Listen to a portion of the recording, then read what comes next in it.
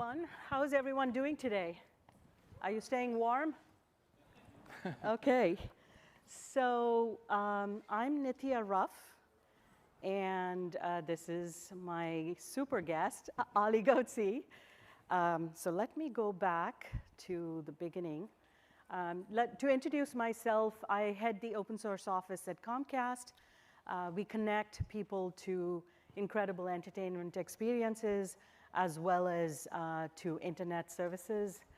And I also chair the board of the Linux Foundation, which is the home of Linus Torvalds and Linux and hundreds of open source projects, and it's kind of at the center of open source. So what we'll do is I'll go through a few slides to kind of set the stage of open source momentum that's happening, both in terms of adoption as well as money going into open source. And then I'll discuss some of what Databricks is doing, which is so magical, managing open source in a very scalable and enterprise way. And then we'll go into a lot of great questions and answers, so you can actually get a chance to know what to do if you are an open source based company. So I really don't need to tell you that this is the 30th year of the birth of Linux. So about 30 years ago, a young Finnish student called Linus Torvalds released the microkernel for Linux through a mailing list, and people started adopting it, contributing to it, et cetera, to the point where today Linux is everywhere, right? Yeah. And frankly, it's in all of the different markets. It's in all the way from supercomputing to AI to Internet of Things to embedded devices, name it, and it's there. And open source has really become one of the most successful enablers of global innovation in history. In every part of infrastructure, in every part of user experience, you have some amazing open source contributions. Then you look at the kind of money that's going into open source, and you realize that back in the day, in 1990, 2000, you only talked about companies like Red Hat. And Red Hat used to dominate the valuations for open source based companies. And then you fast forward to 2010 and 2020, and you find that Red Hat is only 10% of valuations. Valuations today of open source based companies are close to 300 billion, 400 billion, and climbing. And you have some amazing exits like Confluent, and then you have incredible unicorns in the open source based business like Databricks, like Confluent, like HashiCorp, and it goes on, and it's just beginning.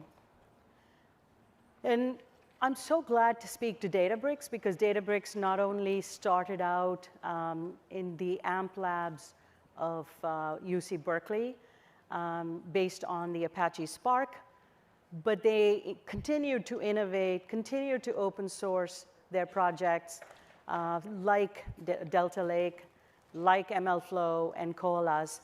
And it's so important to discuss how do you balance growing a business for the enterprise in the data and the ML space, whilst also working with community and open sourcing and keeping that innovation engine going. So with that framework in mind, I'm going to fast here. So I'm going to ask Ali some questions here. Ali, it's very important to start a company right. And you all did so many things right when you started an open source based company like Databricks. Can you share some of the things you did which are still helping you succeed today? Yeah, I mean, for us, one thing that was really important in the first couple of years was focusing on the community around the open source projects. At that time, Spark wasn't very well known. So really what we were doing the first 5, 6 people in the company, and then honestly, first 20 employees, was we basically were doing developer relationships. We would rent a car from Enterprise, and we would get on one-on-one, and we would go to all kinds of startups and companies here in the South Bay and elsewhere, and we would give talks on Spark and sort of evangelize the technology and build basically ground up community around these open source projects. And that was super important. So we weren't focused on revenue, we weren't focused on making money or anything like that. We just focused on how do we get Twitter or Facebook or Airbnb or one of these companies to adopt the technology. And we were really going after the developers. We weren't going after the suits or the people high up with fancy titles. It was just the developers. And we would win them one by one and would answer the questions and they would contribute and join these projects. That was really, really important. That was sort of the beginnings of the whole figuring out how you get these projects to succeed. And we've carried that with us today. That's incredible, because community is so important. Why is community so important to the success of an open source based business? Yeah, that's a great question. Basically, the idea is that you create these, basically it's a moat for the business model in some sense, right? What happens is you get millions of developers around the world. We actually have 30 million downloads of these projects just alone every month. So it's 30 million downloads, and of course that's not people, but it's almost like a B2C thing, right? In business to business, enterprise companies like us, you don't see millions of customers or so on, right? But with open source, you have that ability to do that. And it's the community that does that. And once you have the community, it's kind of, you're a little bit unbeatable. And if you can figure out how to do it again and again, then you have something that's unique. Unfortunately, in many cases, it ends up being founders create an open source project, they evangelize it, lots of people use it, then the founder becomes CEO or CTO or maybe retires and so on. And then the company only has that one open source project that they're monetizing. But in our case, we wanted to continue doing it. We wanted to figure out what was it we did right in the early days so we can repeat this and continue building this momentum behind these projects. And often the focus on developers was so important because developers often become your first adopters, then they become evangelists, and they are the ones who kind of scale it in an enterprise, right? What is that process from developer adoption to enterprises paying attention to it? Yeah, before open source, in enterprise business, what you would do is you would get the meetings, you would sort of explain what you have, and then they would say, well, okay, let's do a proof of concept. Let's get the legal team in, let's get the security team, and then it could take 3 months before you even have the POC started. And then once the POC starts, they're starting to evaluate it.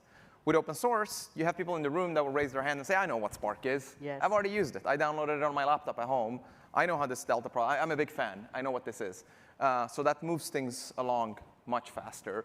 And also internally, let's call them the people in suits who maybe have the budget and make the decision on, are we going to really work with Databricks? When they look internally and say, can we trust these guys? You'll have that person internally say, yeah, I know who they are. I know these projects. Here's how that works. Well, how does this compare with that other thing? Well, I'll tell you, because I know I've used it already, because I downloaded a free version of it. So that's why that's important. That's one. But there's also, there'll be ebooks, there'll be books, there'll be courses, massive online courses. There'll be experts out there. Also, if a company needs to hire someone that has know-how about any of these projects, they don't have to just come to Databricks and say, hey, can we buy professional services? They can just go and hire from the community. So that's another reason why this is important. The final reason, which is more egotistical for Databricks, if you want to hire really amazing engineers, it's hard now, right? There's tough competition for good engineers from Google, Facebook, and these companies. If you're doing open source development within your company, you can attract much better engineers because you can tell them, come here, work here. You can work on these projects, and you can put these on your CV. And when your next employer asks you, what did you work on, instead of saying, hey, it's secret, confidential, I can't break my Yes. NDA, you can just say, oh, I actually worked on Delta Lake. You can check it out. It's online. Go look at my contributions. So it's also a way to attract talent. I think it's magical, frankly, because of all the stuff that you said, the millions of people who adopted, the advocacy that they do for you on your behalf, and then the fact that you have a ready-made, skilled workforce that you can bring in, and the trust and the reputation that precedes, the company coming before it. You also did something very, very good, which is you chose a name for the company that's different than the project. And why? Yeah, actually, there was a big debate internally. We were engineers, so we actually made long list of different names we would pick, and we scored them, and we did a bunch of research. And but one of the things was several of the founders wanted to call it, Spark something. At that time, it was kind of in vogue to pick the same name as the project. Yes. There was Docker, and they had like the project Docker, and because the project was known, Spark was well known. The idea was, well, we'll get a lift from the community. They'll know we're the Spark folks. But from early on, we said, look, technology comes and goes.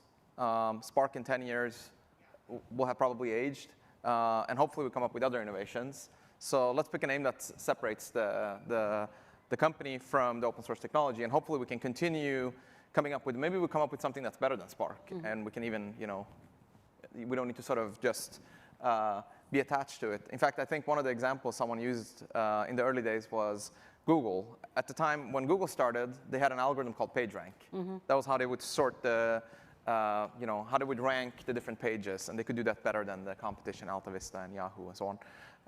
But we're saying nobody knows Google as PageRank or the PageRank company. These days, it's something much bigger. So we said, let's pick something that's independent. And we picked Databricks because we thought, we'll build one brick at a time, in the data stack as we're building it. So it was actually one of the important decisions early on. I think so. It separates you from the project, but yet, and gives you a lot of runway and an umbrella term to kind of innovate continuously, which you have done. I mean, you've gone from data warehousing all the way to an entire workflow for machine learning, which is such a hard problem to solve. I know because I talked to our machine learning folks at Comcast, and they love working with you all.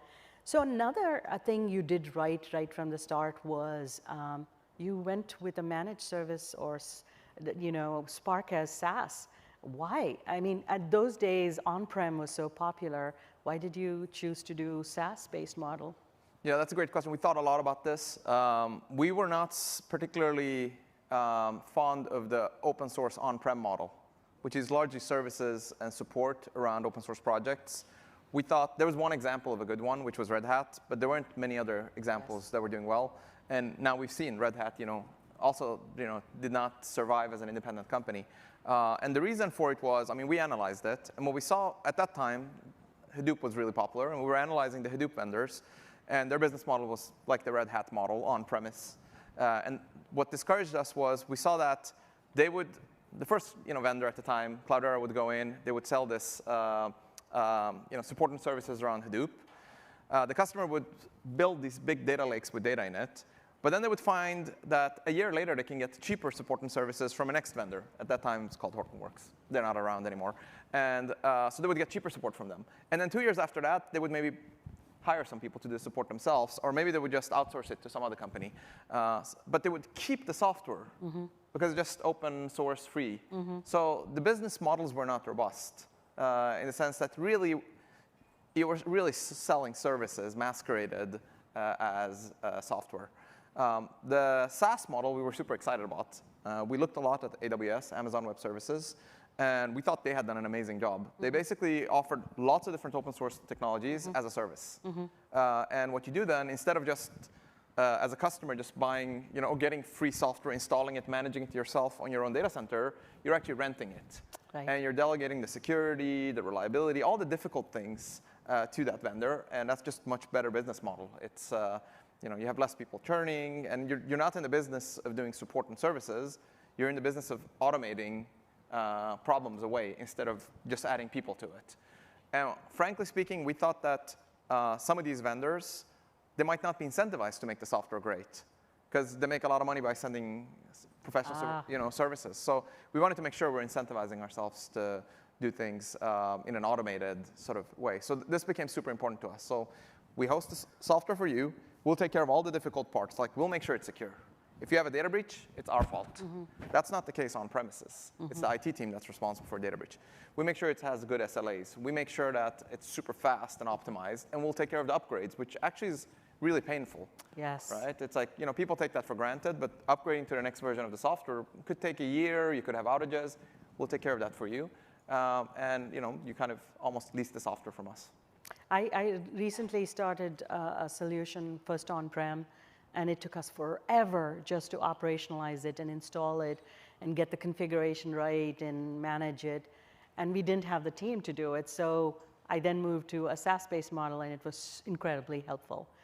So this is the age of the public cloud, and a lot of ISVs really struggle to compete with public cloud.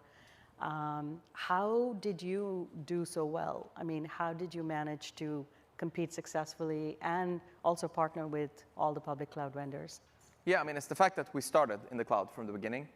I kind of joke and say that running software in the cloud as a service, it's kind of like if someone told you you had to stand on your hands for the rest of your lives, right? It's really hard. Like most of us couldn't do it. Yeah. But if your life depended on it, you'd figure it out, and you get good at it. But it would take you a while to learn, right? To not use your legs at all and just walk on your hands. That's how it is running software in the cloud. So what we think is a lot of vendors develop great open source software. They sell it on-prem. They haven't yet learned how to walk on their hands. And then they hear from their customers that, oh, we want to run this stuff in the cloud. So then they try to maybe offer the cloud version, that is try to explore walking on their hands. But then they realize, wow, this is really, really hard. And by the way, the cloud vendors have been doing it for decades, and they're really good at it. And they're having a hard time then competing.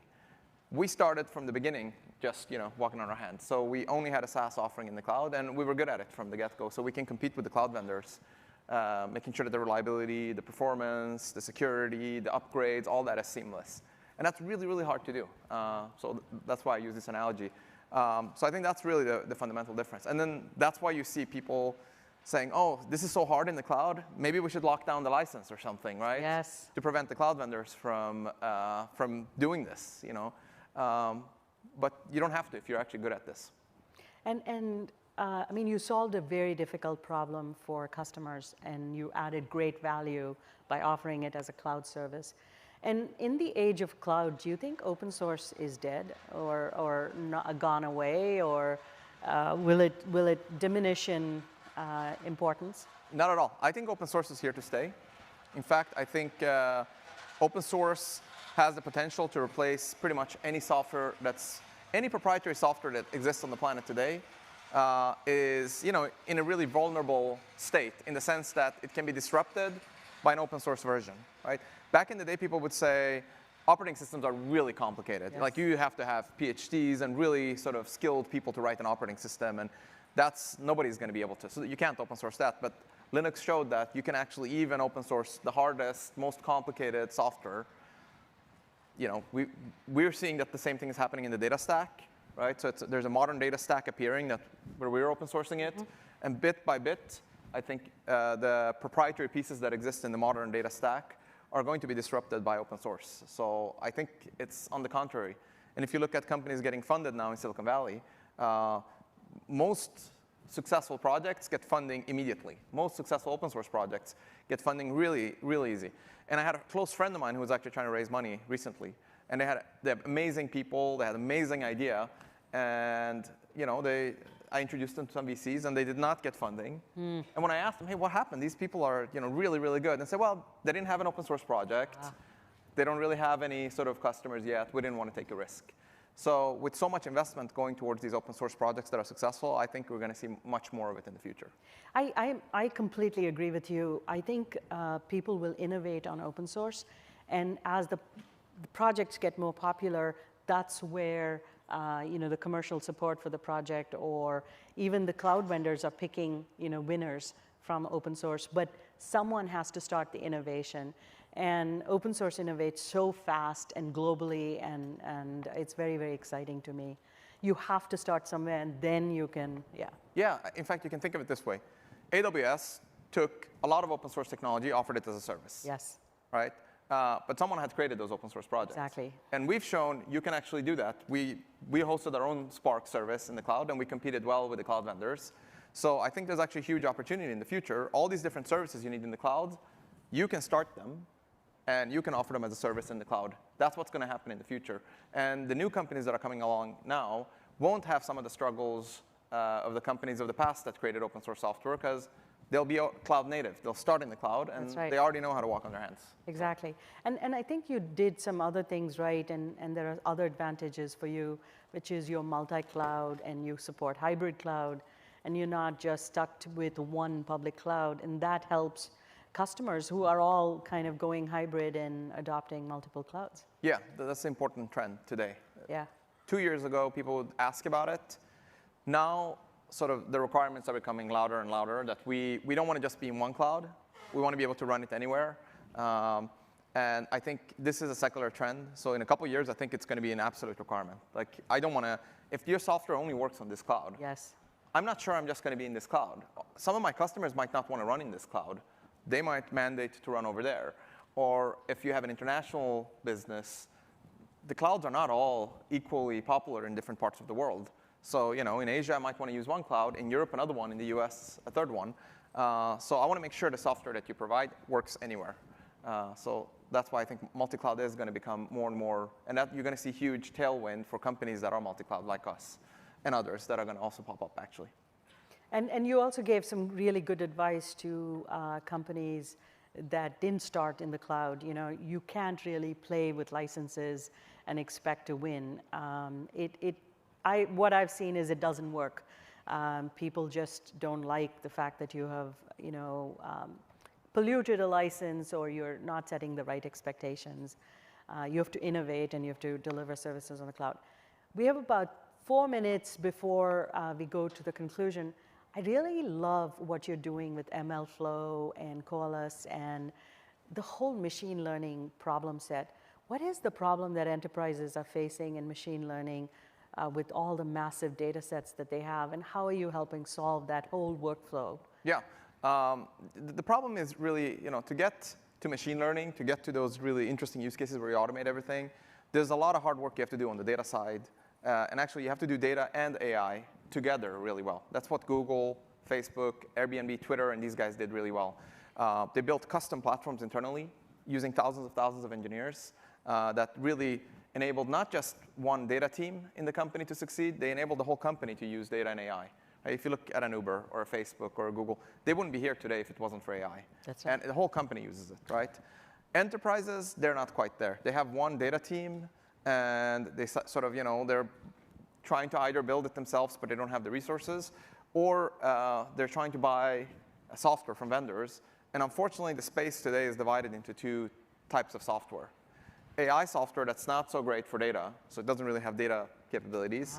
There's lots of companies that provide machine learning capabilities, but they have no data processing capabilities.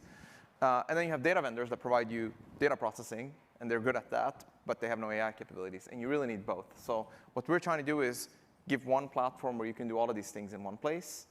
That way you can bring the whole organization to the platform. Because in a large organization, you'll have data engineers, you'll have data scientists, you have business analysts, and then you have sort of domain experts in the business, you have administrators. You want all of them to be able to use the platform. So we're trying to sort of build that stack and open source each piece of it as we go along.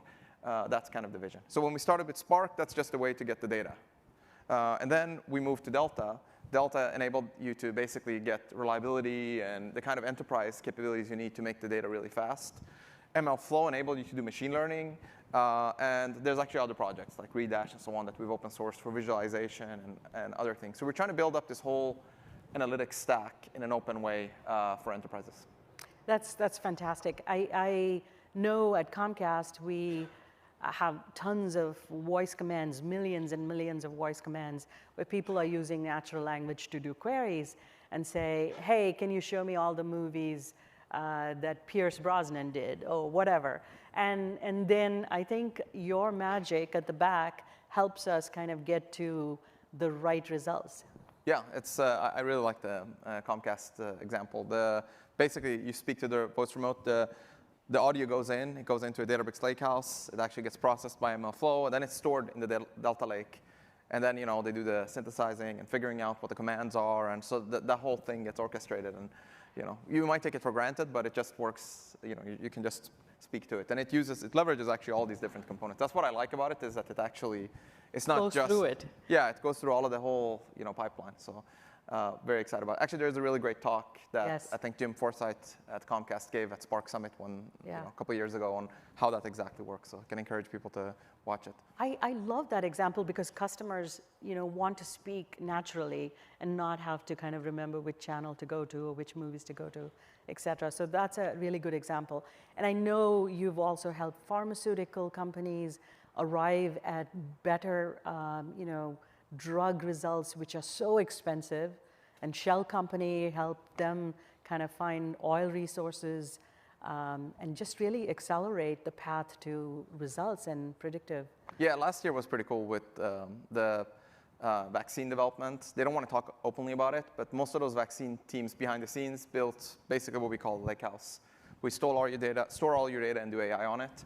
And it was really used for these sort of vaccine development, both here and in Europe. So it's exciting to see how the technology is actually now starting to impact these businesses in a serious way. That was not the case 2012 when we started. AI was sort of a cool idea, yes. But enterprises were so far away from getting these use cases in production. And now it's becoming super strategic for really large companies that you would not think. I love that you democratized AI, if you will. Only the really big companies like Google and Facebook could afford it. Now all enterprises can have access to those kinds of magic. So that's really fantastic. I am going to actually go to the takeaways and summarize the takeaways since we have about 3.5 minutes. First of all, I think open source is here to stay. That's where all the innovation happens, and then it moves forward and is used to productize by various companies and put commercial and enterprise grade support and SaaS behind it. There's been billions of dollars. I think anywhere between, I'm hearing numbers like 15 to 30 billion, so I use the larger number here. There's a lot of money going into open source based companies, as Ali was also saying, and it's just growing. The category that someone has created is called commercial open source, and that's what they call it. Successful exits are happening every day, which really is a remarkable thing. It says that this model is mature and there are strong business models like SaaS. SaaS, I think, is one of the biggest business models because there's a tremendous value add and the software problems of installing and running open source is taken away. And the last thing is, I think Ali and a lot of companies that do it well really do a good job of working with community because community helps them adopt the solution, evangelize the solution, bring it into enterprises, and frankly, recommend the solution to enterprises. It also helps do more innovations and contributions. And what I like about what Databricks has done is most of these projects are in a neutral home like the Apache Foundation or the Linux Foundation, where a lot of companies can contribute. I think companies, even competitors, right, contribute and kind of collaborate at the project level. And then you can compete separately at the product level in a different way. Any other conclusions or points to add here to the conclusions? No, this makes a lot of sense. I think the SaaS model applied to open source is going to be really disruptive. And so people, because of this transition period, we had these on-prem open source vendors. People think maybe open source won't work in the future in the cloud. But I think people are going to see that slowly you're going to find lots of companies like Databricks that open source technology and then offer it as a SaaS service. And they're going to be the ones that are going to be dominant in this new sort of SaaS era. So I think so too. I think that's the way to, open source, let's face it, it's highly, highly innovative, but it often has rough edges in terms of operationalizing it or doing it enterprise scale or enterprise grade. And the SaaS model takes away all of those rough edges and makes it easy to use and go straight to the functionality and straight to that.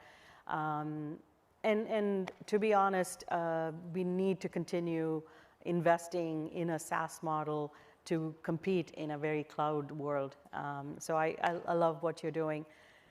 I just want to thank you, Ali. It's been fantastic talking with you this morning and really showcasing a company that's doing open source right, is working with community, is also innovating continuously, and is serving enterprise customers like my company. It's a pleasure to be here this morning. Thank you so much. Thanks for having me. Thank you. Thank you.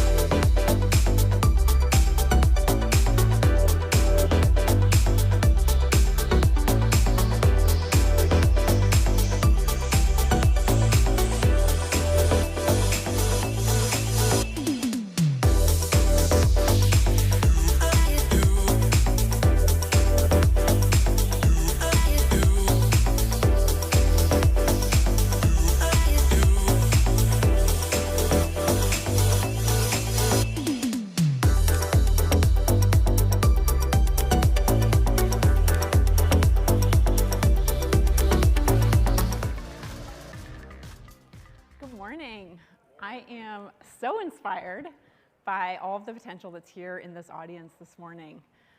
You are all building the next generation of enterprise SaaS companies, and as you look around to the audience here, I think you're going to be raising the bar for really what enterprise SaaS means and what this next generation of companies look like. So I think in this very moment, it can really feel like we're at the end of something, or at least we really want to be at the end of something. We want to be at the end of this pandemic for sure. And yet I feel in this very moment that we are actually at the beginning of something. We're at the beginning of changing the rules of business and changing what this next generation of workers will experience inside of companies. And there's been this massive change in how workers experience work over the last year plus, as so many folks have been working from home and have actually reported that they would rather quit their jobs than be called back into traditional offices. And so you have this opportunity in your companies to actually rewrite what the rules of work look like as you're building the next generation of companies. And I want to talk to you today about what that can really look like and how you can shape this next generation of work and actually make your companies go so much further than what I think you're currently dreaming of. Right now, we are at the beginning of this tectonic shift in work. And in the last 20 years, if you think about how the internet spawned a generation of businesses that really have been transformational in so many ways, and think about what this next 20 years of businesses will look like, how many of you think that the next 20 years will have actually more change than the last 20 years? Anyone? Are you the only one? I certainly think that the pace of change is accelerating, and that the new businesses coming out with things like artificial intelligence, cryptocurrency, decentralization, these technologies promise even more disruptive change than what we saw in the last 20 years. And while the specifics of these changes are certainly up for grabs, and the things that you and your companies are building will be part of this change, one thing we do know is that the rate of change is accelerating. And in an environment where the rate of change is accelerating, the key thing will be for you and your companies to be able to adapt and constantly build companies that are adapting to an environment of increasing change. And as that's happening, the key is, how do you build a company that is constantly capable of adapting? What does that really need to look like? And I would posit to you that the key for this is getting the team all the time that is a team that can adapt, and building a company that has a team that can constantly adapt. Because as a business leader, you know that a key for you is always about having that right team, right? You know that for you, success is having that team. And yet, how do you build a team that can adapt? How do you build a team that can flex? How do you build a team that constantly needs to change? That is going to be a huge, huge differentiator for you and your company over the next 5, 10, 20 years. And so as you enter this new reality where change is the constant, and you have to build a team that can constantly change, and frankly, build a constantly changing team, what does that need to look like? So I want to talk to you a little bit about what that can look like in a time when I think we've been focused in the last year plus on this conversation around where the work is happening. But really the critical differentiator for you is going to be about who is doing the work, because that's what's going to set you and your business apart in a time of constant change and adaptation. So let's dive into this. Why is who much more important than where? I'll tell you 3 reasons why who is more important than where. Number 1, the war for talent has never been more fierce. How many of you are hiring right now? That is almost everyone in this audience. I don't know any business leader that I talk to today who is not hiring. And yet it is more difficult than ever before. And I would suggest to you the reason it's more difficult is because most business leaders are actually looking in the wrong places, and they're looking for the wrong types of people. And we'll dive into that. Number 2, I think a lot of people are hoping that they're going to wake up on January 1st and say, oh yes, the Great Resignation, that was a thing of 2021, and now I'm in 2022 and it's in the past. Well, I have bad news for you. The Great Resignation is a permanent state. That is my belief. In 2020, we saw 20 million Americans join the freelance workforce. This year, we did a survey, and 10 million more Americans are thinking about leaving full-time work and joining the freelance workforce again, just because of the flexibility it affords them. So the Great Resignation is not even just about employees going from company to company. It's actually about people leaving the full-time employee workforce altogether and joining the freelance workforce, because people are looking for so much more flexibility and control over when, where, and with whom they work. So there's a lot happening with employee tenure shortening and the workforce just changing dramatically. And the third reason is around newer generations in the workforce. They are looking for fundamentally different things. They know that this is not about a career where maybe they have a few long-term employers and then they get a gold watch in retirement. Generation Z and younger generations know that they are building a career that looks very different in terms of with whom and how and the skills that they are really empowered to build, and how they're going to craft a career that looks very different with things like the passion economy, the creator economy, and things like that at the forefront of how they build their careers. So if you want to attract younger workers into your company, you need to be looking for those workers in different places. So the best companies that are really thinking about and understanding these trends have shifted their hiring functions from one around talent acquisition and this idea that they can own and control workers to really understanding they have to have talent access, and that they need to access these workers in a lot of different places and in different ways than older companies have been doing. So let's talk more about that.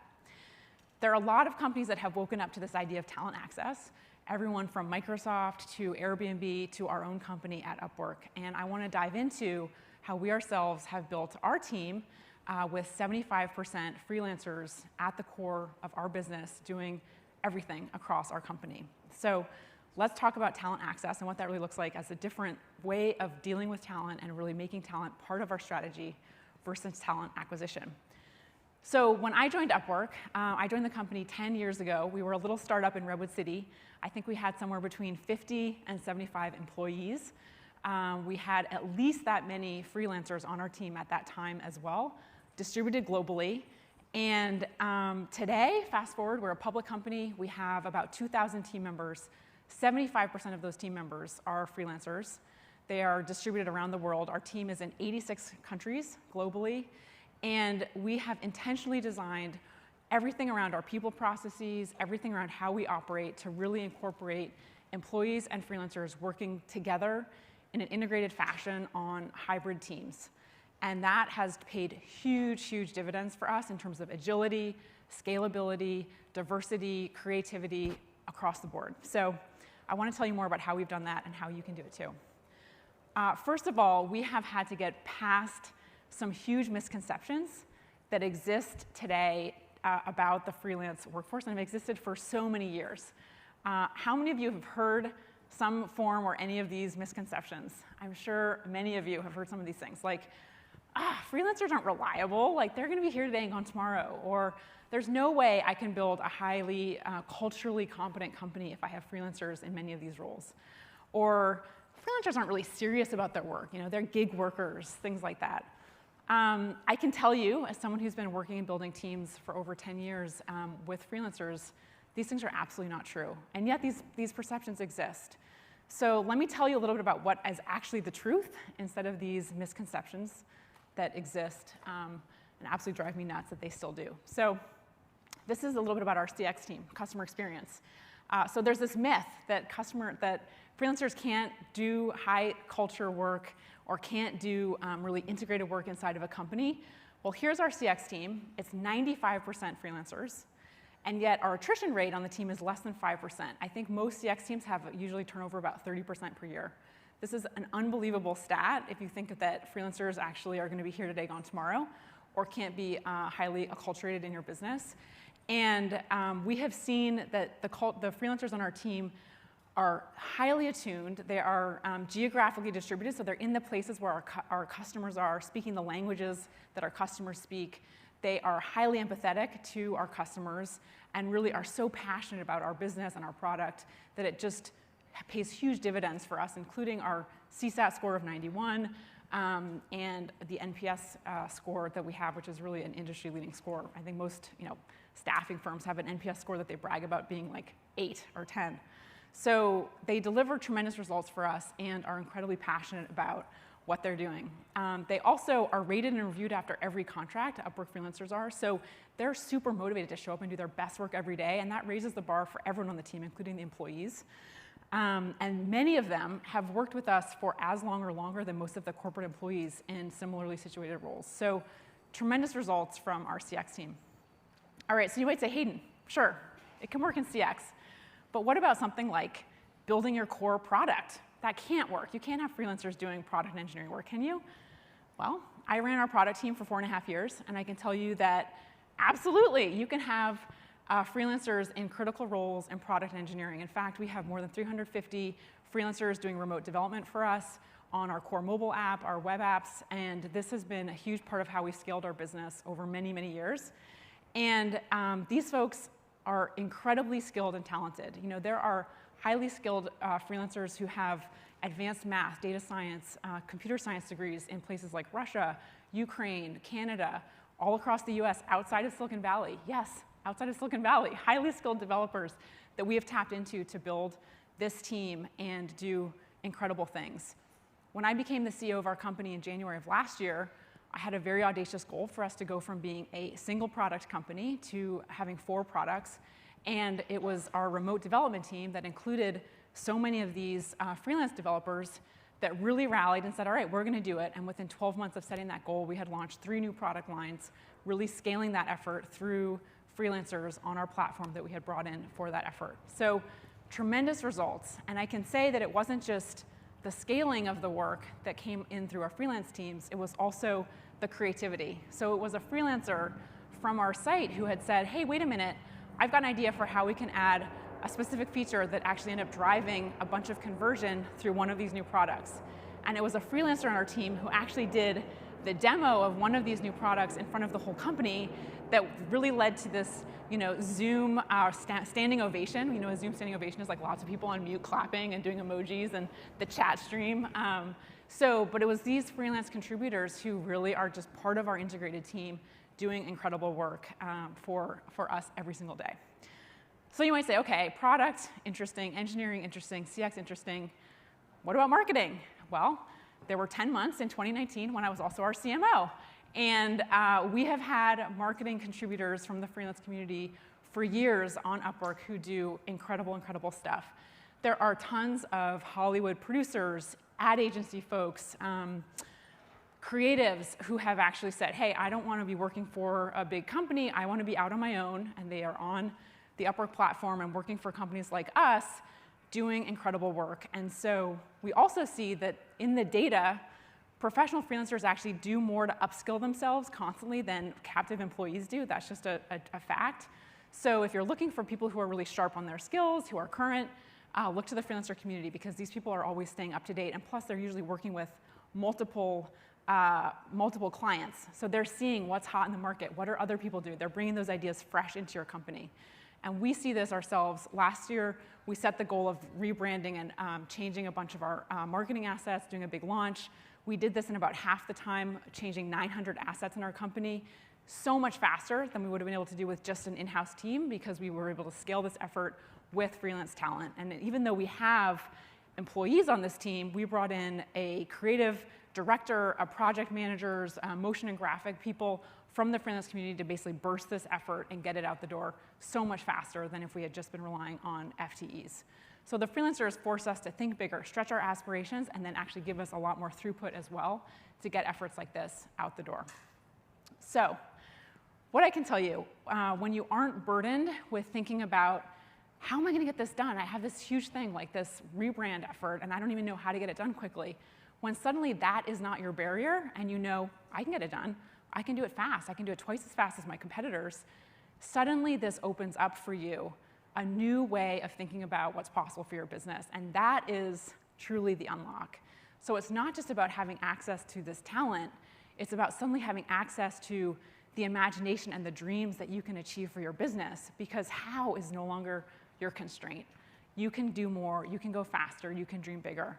And that is, I think, the superpower that you get from really tapping into the power of the freelance economy for yourselves. I see this all the time, and I want to give you a little bit more in terms of the tactics that you can use to really unleash for your business. So let's talk about the playbook. First, it starts with a set of mindsets and beliefs. We know that, number one, you cannot be restricted by geography because the talent is everywhere. It's not just in your backyard. Number two, the team you need to build to really unleash is not going to be homogeneous. It's going to be diverse. It's going to be diverse in every aspect: location, background, nationality, like all of it. Number three, you need to know that the independent talent you bring in should not be marginalized. It can't just be doing a bit of work on the edges, you can put people into core roles doing really meaty things for you and your business, just like you have experts, advising you on, your health and your well-being, like your doctor, your plumber, whatever. Like those experts are in your life. You can put those experts into play in your business. So, 5 mindsets, beliefs, and activities that you can put into place in your business to really unleash on this. So first, move your mindset from this idea of it's only people in my region to I will tap into anyone, anywhere who has exactly the skills I need. And those people are usually not going to be in your region. You may have been doing this during the pandemic, but the thing to believe is now commit to this as not a pandemic-related activity. Commit to this idea that you will find anyone everywhere post-pandemic going forward, because this is how you really unleash, again, for your business to getting the talent you need regardless of location. And you can start small. If this seems scary, start with a project that is needing outside advisors or needing some external eyes. It might be something like you have a learning and development effort, or you want to design a new onboarding process. Get some freelancers in to do that. We've done that ourselves. And then these people can be people you go back to again and again and have a long-term relationship with. Or maybe you're opening a new office or doing some extra recruiting. Again, I saw all of you are basically recruiting right now. When we opened our Chicago office to build out a sales team of employees, we actually brought in and quadrupled the size of our recruiting team with full-scale sourcers, administrators, et cetera, and basically burst the capacity of our recruiting team for a period of time using freelance sourcers and assistants, and then basically brought that team size back down as needed. So you can do efforts like that that really give you capacity when you need it through the freelance team. All right, the second thing, if you are thinking today about like your onboarding process as only specific to employees on your team, expand your aperture. Because if you're using freelancers programmatically, you need to onboard them too. And it doesn't need to be 6 months of onboarding, because the good news is, unlike your employees who might only be onboarded fully and delivering ROI for you after 3 to 6 months, your freelancers you can onboard in a few hours, and they're delivering ROI for you in a few hours, which is amazing because they are very fast and very equipped to do that. But you need to give them the context around your business, around your nomenclature, around your culture, so that they can be part of the team and adding value very quickly. So expand your thought process around how you onboard all of your team members, including your freelancers, so that they too can be delivering results because they know your organization, they know what's important, your priorities, anything critical around what's going on in the business context, and then they can turn around and use that to add a lot of value. So our investments around onboarding freelancers and employees, in a similar fashion has really paid off for us. And even in examples like our customer support team, one of the reasons why they have that low attrition rate is because we've onboarded them really well up front. They add a ton of value, they're very integrated, and then that pays huge dividends.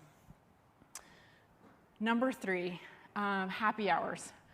You know that in-person events do not translate really well virtually, and meetings for everything. You cannot have meetings for everything in a distributed team setting.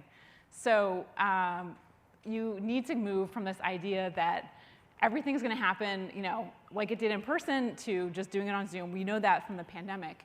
But what we've really seen is committing to this practice of asynchronous work deeply, from the tooling, Google Docs, Miro, Loom, like all of that is really important, and really embracing that first and foremost is huge. Secondarily, having the practices and the rituals in your company around how do you treat freelancers in those settings, and how do you include them in those types of business contexts, including the tooling. So our IT team is equipped to give freelancers access to tools, make sure that they're onboarded into those tools. On Upwork, we have a partnership with Citrix. Citrix can easily give freelancers a virtual desktop solution. All of that works really well so that freelancers, again, have the access to the tools and everything that they need to be successful. And additionally, when freelancers are in meetings and in all of these contexts, you can do so much with your distributed team to just take a few minutes at the beginning to set the context and to make sure you're checking in with people as well on, how's your day? How's your kid doing? What's going on in the background there? Using those touch points that are in person to build those personal connections, and then shifting so much more of the work to be asynchronous, documented in Jira, in other tools as much as possible. So you have a few hours a day which are for that critical sync time. We use for our development teams 8 a.m. to 11 a.m. Pacific. That's the time for agile stand-ups, time face-to-face meetings. And then the rest of the stuff can happen flowing through a 24-hour cycle where people are doing a lot of communication and connection that way. So there's just a lot you can do with those, being really strategic about what really needs to happen in person, what can happen elsewhere, and then be very mindful that then people can flex their schedules, work on their own time around things like that. I think also as we move towards the future of work, getting better and better, like all the tools that you're probably building will just make virtual meetings so much better than in person. Like a lot of this stuff you do need in person for sometimes, but virtual meetings are just going to get better and better in the future, and I'm really excited about what that's going to look like. All right, happy hours versus some of the in-person team building stuff. I think a lot of companies had this idea before the pandemic that their culture was like kombucha on tap and posters on the walls, and I think we've hopefully all learned that culture is so much more than that. It's like the decisions we're making every day. It's what gets rewarded and punished in our businesses. It's all of these deeper things about how we show up. And this is where we can set so many standards for, okay, what really needs to be happening in person. And we have a practice where our virtual teams do get together once every year or so for a 2-week agile meetup where the team is in Czechoslovakia or Mexico City or somewhere, and they do have team building in person. The rest of the year they're working virtually, and that is enough. Some of those thoughtful face-to-face meetings are enough to carry them through the year. We also have practices where people do fun things virtually. They do yoga classes, cooking classes, meditation. Freelancers are all included in those things, so we intentionally build that community with them. And this year, as we've gotten people really tired from all of the hard work they've been doing, we've been doing charge up days, which is a day off for the company or 2 days off for the whole company. We pay the freelancers to also take that time off. So including them in that community of you're part of the team, you take time off too, has been really important so that everybody is part of charging up, taking time off, doing yoga, whatever it is. It's a single community, breaking down those barriers so that it's not like employees over here, freelancers over here. We do these things together as a community, and that goes a long way. All right, this is a big one because I think it benefits, again, not just your freelancers, but also your full team. We have to get over this idea of FaceTime. That has to be dead, nail in the coffin dead, because everyone in your company is so much more empowered when you're judging them on, are they building impact? Nobody wants to be judged on FaceTime. Nobody wants to think do I have to suck up to the boss today? Do I have to sit at my desk just to look like I'm doing work? And we've seen that when you are bringing freelancers into your team, they're judged on their impact. They're paid on their outputs. So bringing freelancers into your organization forces you to really focus on, am I clear on what am I trying to get out of this project? Am I really clear on the goals here? Because if I'm not clear, I got to start there before I hire this person, start down this path, put money into this budget. So by forcing yourself to bring freelancers in, it's forcing you to really get clear on what am I trying to achieve? Because if I can't articulate that, I got to start with that problem. So bringing freelancers in forces that clarity and has forced us to really get good at understanding for every effort, what are we trying to achieve? If we can articulate that first, then we need to pause and not just start putting bodies against the effort, which I think a lot of companies do. Once you get good at that, you basically are getting everyone in the company to be more empowered because they want to be measured based on, am I performing the goals? Am I getting the achievements there? And that really makes our workplaces more equitable because then we're not going to fall into traps where we're inadvertently promoting bias or rewarding people who look good at their jobs and may not be actually adding the value that we're looking for. So most of you have seen this pyramid before, Maslow's hierarchy of needs, this idea that there are kind of 5 elements of the hierarchy where we need to have our needs met at the bottom first before we can move up the pyramid towards realizing self-actualization and really achieving our full potential. So it's a familiar triangle, and I'm introducing it today because I actually want to talk about this idea of meeting the organization's hierarchy of needs. But first, maybe some of you have seen this version from this year, the 2021 version of, somehow they missed the hand sanitizer. I feel like that should have been somewhere down the bottom.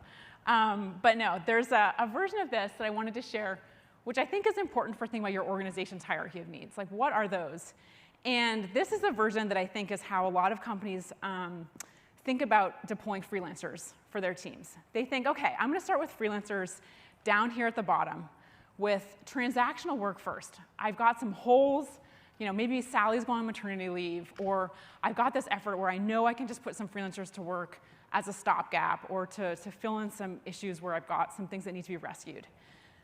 They get that done, and then they think, wow, that worked really well. I'm now going to go to the next level and think about maybe I can build my CX organization strategically using freelance talent, or I can put a pod in place to help my FP&A team every quarter when they have a spike in needs, and that's going to be something that's more of an ongoing need, and that's kind of a strategic usage of freelance talent. Then they go to the next level, and they start to think, wow, now I'm realizing that there's this world of talent that can kind of meet my needs at any moment, and that means I don't have to have any barriers to what's possible. And that's when they reach this nirvana of fulfilling their fullest dreams and their biggest aspirations, because how is no longer a constraint, as I mentioned earlier. And I think this is where you all can start to realize your full potential for your companies by removing that barrier of how and actually getting to that full organizational actualization for yourselves and your companies, which is my dream for all of you. I wanted to share this quote from Kevin Scott, who is one of our beloved customers, a friend of mine, and someone who has really embraced that. He's the head of technology at PGA of America. And he's basically said, it is this profound moment when you realize anything is possible, because there's a freelancer anywhere who can basically make that happen for you. So I wanted to land at the end on a couple takeaways. So first of all, we have been in this moment of crisis, and if you imagine that ski slope image I shared at the beginning, we are at the dawning of this new era of reimagining work. So I think the next 5 years will be ones of absolutely tectonic change for how workers work. Workers are wrestling for control over their work schedules, around the boundaries between their work and their lives. And you're going to be seeing this, I'm sure you're already seeing this with the people you're hiring, with your own teams. And you, as leaders, really have this chance to define new norms in your work and what that looks like. So don't waste this opportunity to really reimagine. It's not time to fall back into, the traps of 2019 and before. Like, this is a moment to forge new tracks in the snow and to really reimagine what's possible. Secondly, I do think you already know as leaders that who you have on your teams is the difference maker. You experience that every day. And so thinking through, how do you lean into that and tap into the talent that is anywhere in the world for you and your teams and create that flex for your organization so that you have the agility to really move where you need to move for your business in the next few years, which will continue to be times of incredible disruption and transformation. That's going to be a huge differentiator. Third one, I tried to do some myth busting for you in terms of maybe some of the things that are out there in terms of freelancers being gig workers, not being here today, gone tomorrow, because they're not. These are highly skilled professionals that I think can play across many, many different dimensions of your business if you give them that opportunity and do some of the things around context setting, onboarding, et cetera. Fourth, I think your entire company will be better and stronger if you focus on really building the muscle for measuring teams on productivity and outputs, not just on face time and some of the things that I think have become so habitualized, even we don't even realize it sometimes, but are probably not serving you and your teams as leaders. And then finally, if you think about that organizational hierarchy of needs, once you really embrace this idea that there is nothing you and your team cannot do, because there's always someone out there who can do that work for you, suddenly you can dream bigger for your companies. And that is profoundly powerful. And I invite you to lean into really that opportunity for yourselves and your companies, because that is transformational. I see that all the time for us and for our customers. And I hope you can take advantage of that shift in mindset and that huge opportunity for your businesses. So thank you so much.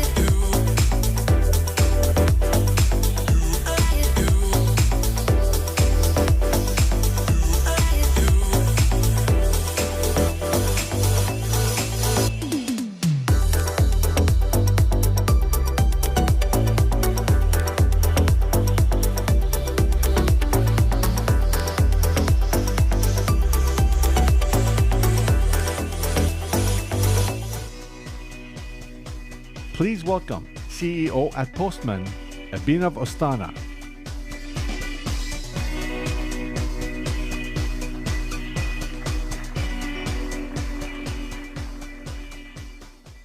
Hi, everyone. Excited to be here, and I truly am excited. This is my first event after being probably locked away for 2 years in my home office.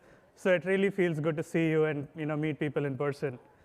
So today, I'm going to share what we have learned in building Postman to a $5.6 billion company so far. When we submitted the talk, it was a $2 billion company. So you can be assured that the advice in this presentation is almost 3 times more validated. So before we begin, I want to share at Postman, we are building the API-first world. We believe that APIs are the building blocks of all modern software, and that's a big shift that's happening in the software industry today. But we started small. Postman started as a side project of mine back in 2012, and it took us some time to kind of get that developer feedback and incorporate as a company, which started in 2014. Our first SaaS product launched in 2016. And then we worked very hard to scale the adoption of that product across teams, leading up to a point where we launched the enterprise version of our platform this year. Now, when we started, there were a lot of unknowns. And what I believed the typical company path, and you would see a lot of that in books and at conferences, was this. The founder has a magical insight, or founders have a product or a technical insight, and using that insight, they go towards building their first product or probably the first iteration of their product. Then a lot of focus is to kind of get to this product market fit, which I saw being defined as 1 million of ARR. So 1 million is this kind of magical number where you kind of hit it, and people expect that, OK, your product is going to work for future customers. And then typically, depending on which kind of market that you're in, either you're expected to hit 5 million or 10 million ARR. And once you hit that number, I was like, wow, everybody who has hit 10 million ARR is like the happiest founder on earth. Like, I just want to be that founder. I want to get to 10 million in ARR because everything is going to be like so awesome. After that, it's just rinse and repeat. And I just want to be there. And of course, things don't work that well. And I mean, I saw that how things can go wrong when I talk to founders when I was myself in the journey. And I think the primary problem I saw was everybody believes that this product market fit event is like the single magical event at which everything's going to start working, and then sales and marketing is going to be brought on, and those are the primary problems that we need to solve for the company. And after that event, founders and early product leaders kind of become very reactive in the sense to those problems. They kind of lose that particular momentum that they had in the early phases of the journey when they were looking for insights and they wanted to solve customer problems. And unfortunately, what happens is that it's a multi-year journey to start a company and build a company. Your market evolves, and new insights stop happening. And as the focus moves into other areas, it becomes a big source of problems for the company. So how this reflects in numbers is, you slowly see that while you were on this 200%, 300% growth rate year over year, those growth rates start to stall. And you could see that happening in slow motion, but when it hits you pretty hard. And you see that customers are either stuck at a particular point, or they've stopped buying, or they're not expanding as fast as what you how you thought things would go. And at that particular point in a company's history, everybody's just trying to figure out what went wrong. And there is a new marketing leader brought on. There's a new sales leader brought on. Everybody is pointing at everybody else that, OK, that's where the problem lies. And people are trying to kind of figure out what's not working. So as I looked at, and as I was in my journey at other companies facing these issues, I was like, why does this happen? And the primary thing that I took away was, as you are in this forward motion of trying to hit those ARR multiples, trying to scale, companies effectively, they stop listening actively.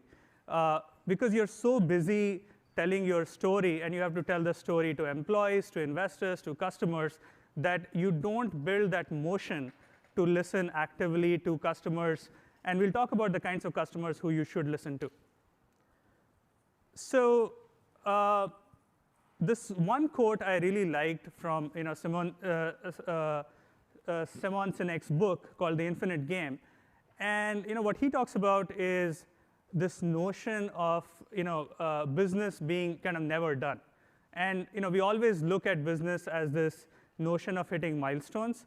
But effectively, you are coming into work, your employees are coming into work every day, every week, every month, every year. And you have to continue solving for your customers' problems by building better and better product.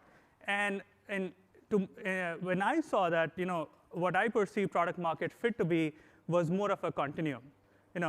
You hit many, many, many events in your journey of building a company where you're attacking a specific set of customers or solving new kinds of problems that you didn't perceive.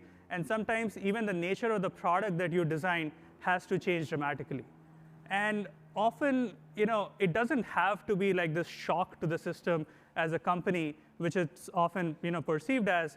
Or even, there's always this notion of a God founder who has magical insights, and once the founder speaks, then the strategy has to change. I've seen that causes a lot of friction in companies, in product and engineering teams, in sales teams, and in marketing teams. So I always thought about how can companies and Postman itself can adopt this idea of product market fit being a continuum and listen actively and build a product in successive weekly, monthly cycles. So the first thing to realize is that your product needs to continue evolving after you put it out to meet the needs of your existing customers. One challenge that people have is that as you're trying to kind of up-level your price point, you start thinking about newer customers, and you don't really service customers who have bought into your vision already. And you need to make sure that a part of your organization is focused on their needs and their pain points even after the sale has happened. And it could be just your first customer, your first 10 customers, or even 100 customers. So they might have small feature requests. They might have new areas that they want fixes in. I've tried so many different products where that you're not going to see an update in that product for the next few years. And why that's happening is that you can see from the outside that the focus of the organization has shifted to doing something else. So you need to focus as a founder or as a leader. You need to keep an eye on the needs of your existing customers. And at the same time, you need to continue evolving the product for the needs of these new and probably better customers.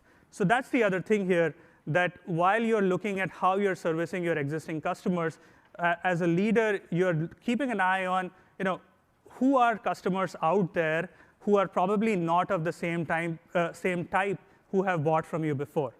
And it's actually surprising when you kind of hit that customer. In many scenarios, what I've seen is that people get very tied down to a few existing customers who they believe are going to be the archetype of all new customers you're going to see. And suddenly, while you're busy solving for all of their problems, this new customer arrives, and they get your pitch, they get your sales motion, they get the product, and it just seems to be meeting a friend. And the magical thing is that they're also willing to pay that price point that you want. So in our case, what we saw was that while we started with a lower price point, as the product evolved, we found better and better customers who were willing to meet that price point, but also they wanted more from the product. And you had to go and build that product. So as we saw that companies really have like this kind of unidirectional view of their customers. What they really need to be thinking about is, how do you continuously assess which customers you want and then which customers you don't want. Now, in both of these buckets, you might have customers who are, they're just not bought into the vision of what you're selling. And this is something I've seen, sales leaders and founders struggle with a lot, is to just saying no to those customers, right? You don't have to get every customer through the door. Sometimes relationships don't work out, and that's fine. And if you come to a point where you're able to say no, then you'll actually know which segments that you need to target next. And the same goes for new customers. So often, you'll think that, OK, if this new customer comes in and I meet 15 of their feature requests, and I tune my engineering roadmap towards it, things will be great, and I'll probably soon start landing more and more and more and more deals. At that point, also, you probably need to say no. And it's a tricky balance. It's kind of more art than science, because you have to kind of factor in all the metrics that what is your momentum right now, what are the calls that you need to take at a tough level. But it's extremely important to say no to some of your existing customers and probably some of your new customers. Now, another way we look at that is your opportunity pipe. So when you're kind of looking at your sales funnel, the goal is always to get customers through the door where you get a closed won deal. And the way I thought about it, and along with leaders at Postman, was that not only we are seeing purely through a sales motion how our opportunity is expanding just by reaching more and more customers, but really how are we expanding the target segment by factoring in that feedback that we got from our early customers so that we could attack newer and probably bigger and better sections of the market. So that's the job of kind of key product leaders to internalize and always keep looking at that.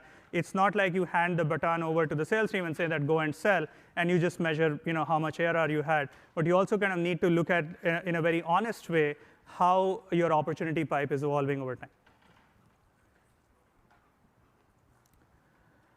We also saw that companies don't educate and train employees as well as customers on their story. So what typically happens is you launch your first product, there is some product market fit, and everybody thinks that off to the races. And what happens is that people build a very narrow view of the market. So if it's one feature, feature itself becomes the whole market. And when that kind of hits, your customers are not giving you the adjacencies of the market that you should probably be looking at. And the same goes for employees. Employees that you bring in and you're training, support reps, success reps, sales reps, marketing reps, they are trying to kind of get their collateral out of the door.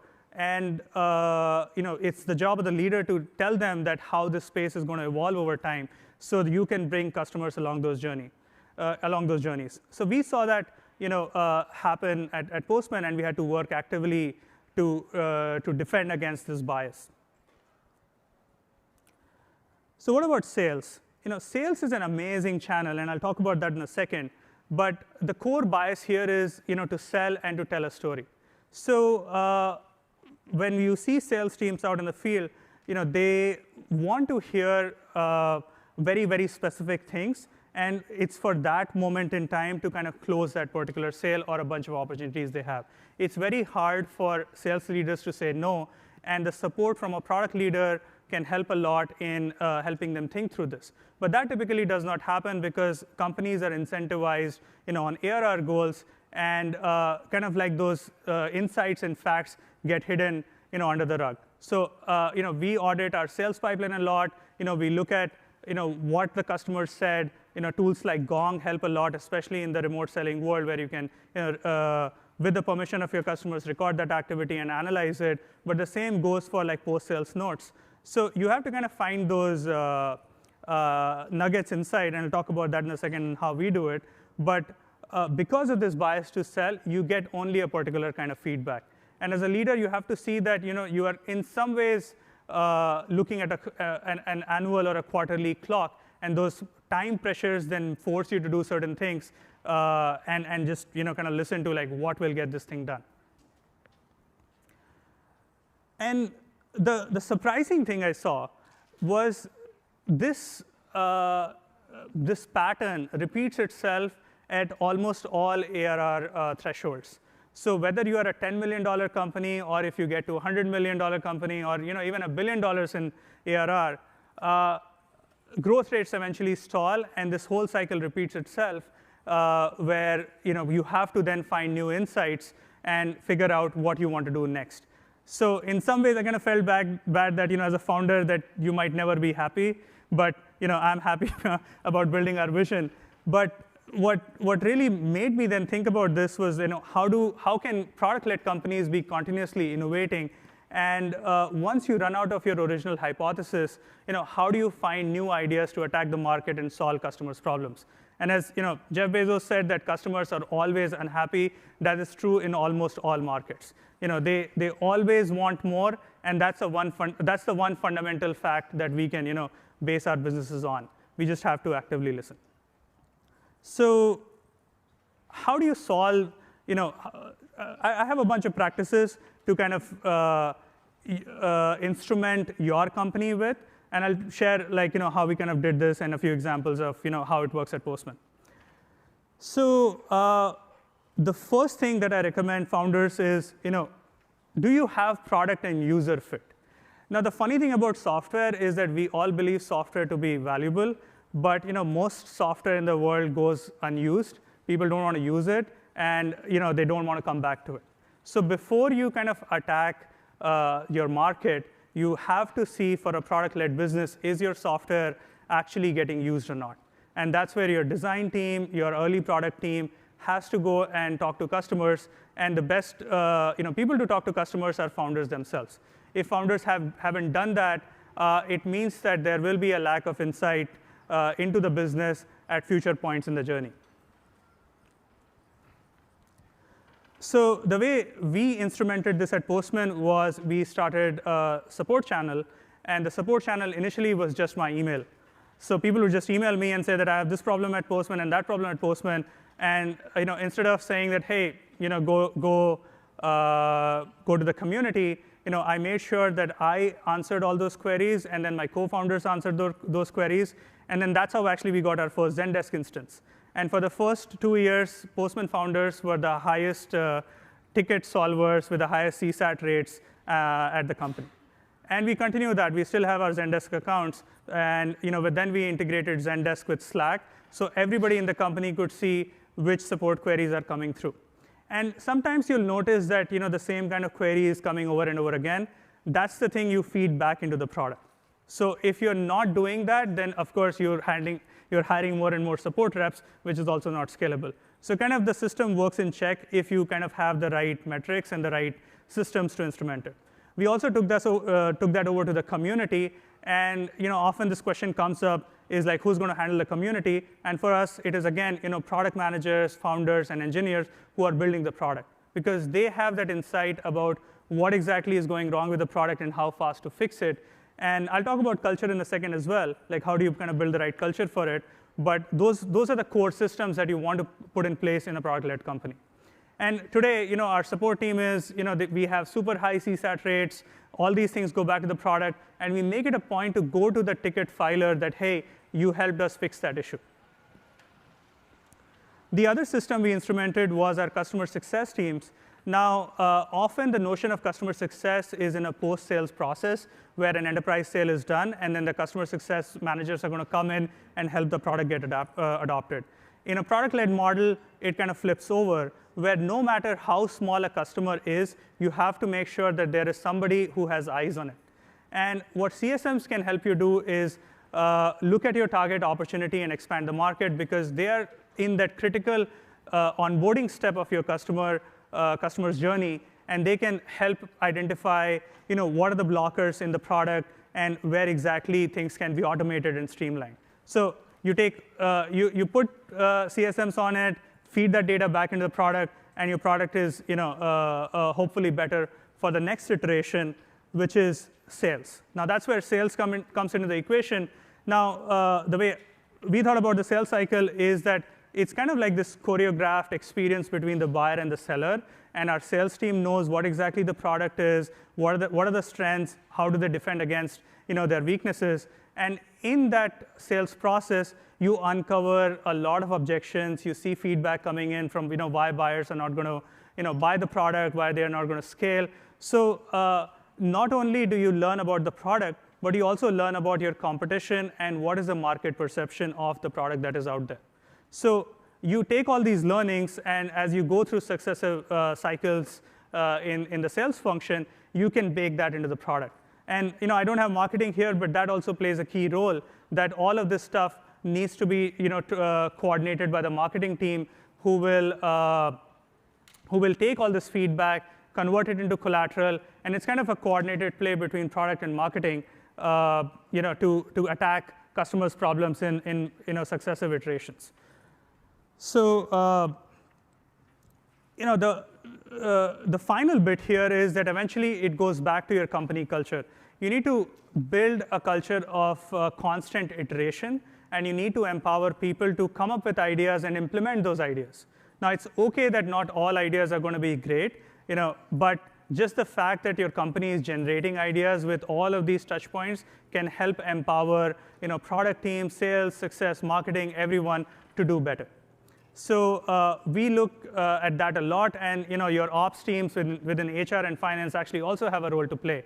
So if you're only incentivizing for specific OKRs, you've kind of narrowed down the scope of the creativity of people. And what we like to look at it is kind of in the opposite way, on how operational systems can help enhance the creativity of people, because they are in front of customers, and they are gathering kind of all this data and insights and feeding it back into the company. So the thing we learned in our journey was this model. It looks great. You can build a product, and it probably the belief is that it'll sell itself. But even if it does, it takes a lot of discipline to get right. And you have to make sure that you're training your customers, you're training your employees for this journey, and not for a specific event. So one interesting thing that we learned was names have a particular power. And when you decide to hire someone in sales, hire someone in product, hire someone in marketing, if they come from a non-PLG company, they might not have the right cultural intuitions to fit into this model. And we had to kind of bake that in, and we had to invest in onboarding and training a lot to make sure that people get this motion. The fact that your product is going to be out and it's not going to be perfect, and people are going to say something about it, and the company can accept it, is a very, very big shift in the perception of a lot of people when they come from different kinds of cultures. We had to kind of shift the motion entirely for functions like customer success, where they were effective in a post-sales process in their prior roles, and we had to make them comfortable that even if it's a $1,000 ARR customer, it makes sense to go and talk to them. So we had to build new playbooks, and we had to build the right culture to be successful. Along with your employees and your company, kind of like the inside walls of the company, you also need to make sure that you're training your customers. So when customers know that there is an avenue of feedback that they can use and help improve the product, customers are super invested in the journey. They want to help you, and they know that it's not just a sale that they're getting at the end of the day, but a process that a journey or a partnership that they are in with that company. So some of our customers, from 5-6 years ago, are paying us, 5 times, 10 times larger, just because of the fact that what they believed where the product will go is where it's at, and we valued their feedback and baked them in. So, of course, your product goes and does its thing, and you're helping improve the product, but you're also supporting your, sales, success, and support organizations. And what they're doing is they're constantly reducing friction. In an ideal world, what it looks like is your average ASPs, your ARR keeps increasing. There are shorter sales cycles, and there are shorter onboarding cycles. And as you kind of go towards that flywheel, you'll see each of these functions just play a critical role. So I have some screenshots of how that looks like at Postman. So you'll see our Twitter channel, our GitHub channel here. It's open. You can search for that.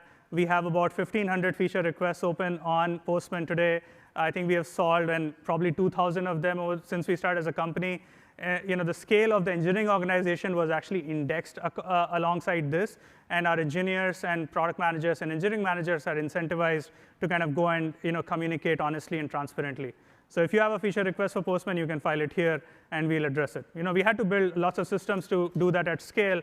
We even had a sentiment analyzer, which would plug this into a machine learning model, and then you'll know, like today, people were like angry or happy at Postman, and that was very interesting. We also plugged that into Slack, and you could then, we could use our employees to rate that sentiment, which was an interesting nerdy exercise, but not something I recommend everyone to do with your engineering teams. Maybe there's a product somewhere here that does it for you. Twitter is an interesting channel. I love Twitter a lot, but I also kind of, when customers come to you, they are in a very emotional state, and you want to make sure that you direct them to the right place. So, in Twitter, somebody would be like, "Hey, this thing sucks, and I want to see this fixed like right away." We're like, "We agree. Let's chat on Zendesk, or let's set up a call." And then the conversation becomes much more meaningful both for the company and for the customer. If you have it on Twitter and everybody's angry, nobody wins. So that's what we kind of learned from this thing. All of this, by the way, is piped into Slack channels for the company for all the 500 employees at Postman to see and rate and comment. And we have interesting discussions there around this. Now, once you kind of get your incoming feedback cycle sorted, you can plug that into your product development process. So for that to work well, you need to have really, really fast releases. And I mean fast, like really fast, which means that even a day. And that was kind of like a benchmark we set for ourselves. When the Postman founding team was just 3 people, we were all developers and engineers. We'd see a bug, and yes, we could have put better tests to fix it, and that's what Postman helps you do now. But we would just see the bug, write the code, fix it, push it to production, and tell the customer the bug is fixed. And those cycles really help build that trust. Of course, you should not have like a buggy product in general, so I'm not advocating for that. But as you go towards a faster and faster release cycle, you just see the nature of your community change. So we still hold ourselves up to that. We had to structure our entire engineering organization to be ready to do fast releases. We had to put support processes. We had to put security process to make sure that still holds up. And finally, if you do kind of all of these things right, and you are able to put together the feedback that you're seeing from your customers, the value that you're able to communicate about your product, what you might end yourself up in is reinventing a category. And that's what I believe the best product-led companies are capable of. Because they are listening to customers and they have a new product, a new way of doing things, they can actually lead and tell the market where exactly this category should be going. So we don't have to look at the old ways of doing things. As a product-led company, you can invent the future. And that's what we've been trying to do with the API platform category that we announced lately. All of this was the sum total of like the 6-7 years of feedback that we received. And when we put it out, the most interesting reactions we got was that this makes a ton of sense, and thank you for putting it out there. So the biggest impact of that is that eventually when you do go and market at scale, you're using the words that customers understand and hear, and your marketing function also has a much, much bigger impact. So that's all I had for all of you today. Thanks for listening. This was a pleasure.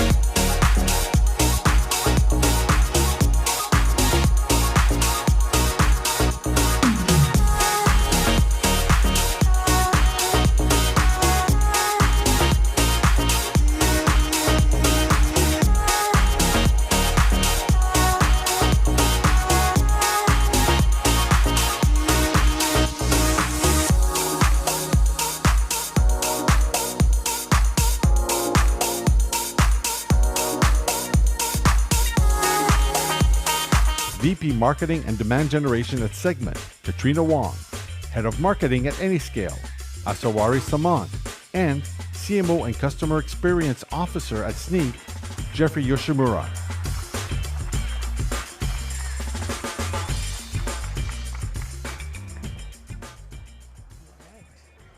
Good afternoon. How's everybody doing? Let's start off with a round of applause for the SaaStr team here. To be able to pull off an event like this under these circumstances is simply amazing. So we're thankful to the entire SaaStr team for really bringing the community of leaders, founders, VPs, practitioners all together here in one open space. So I'd like to start off by saying that I am really privileged to have the opportunity to have Katrina and Asawari here with me.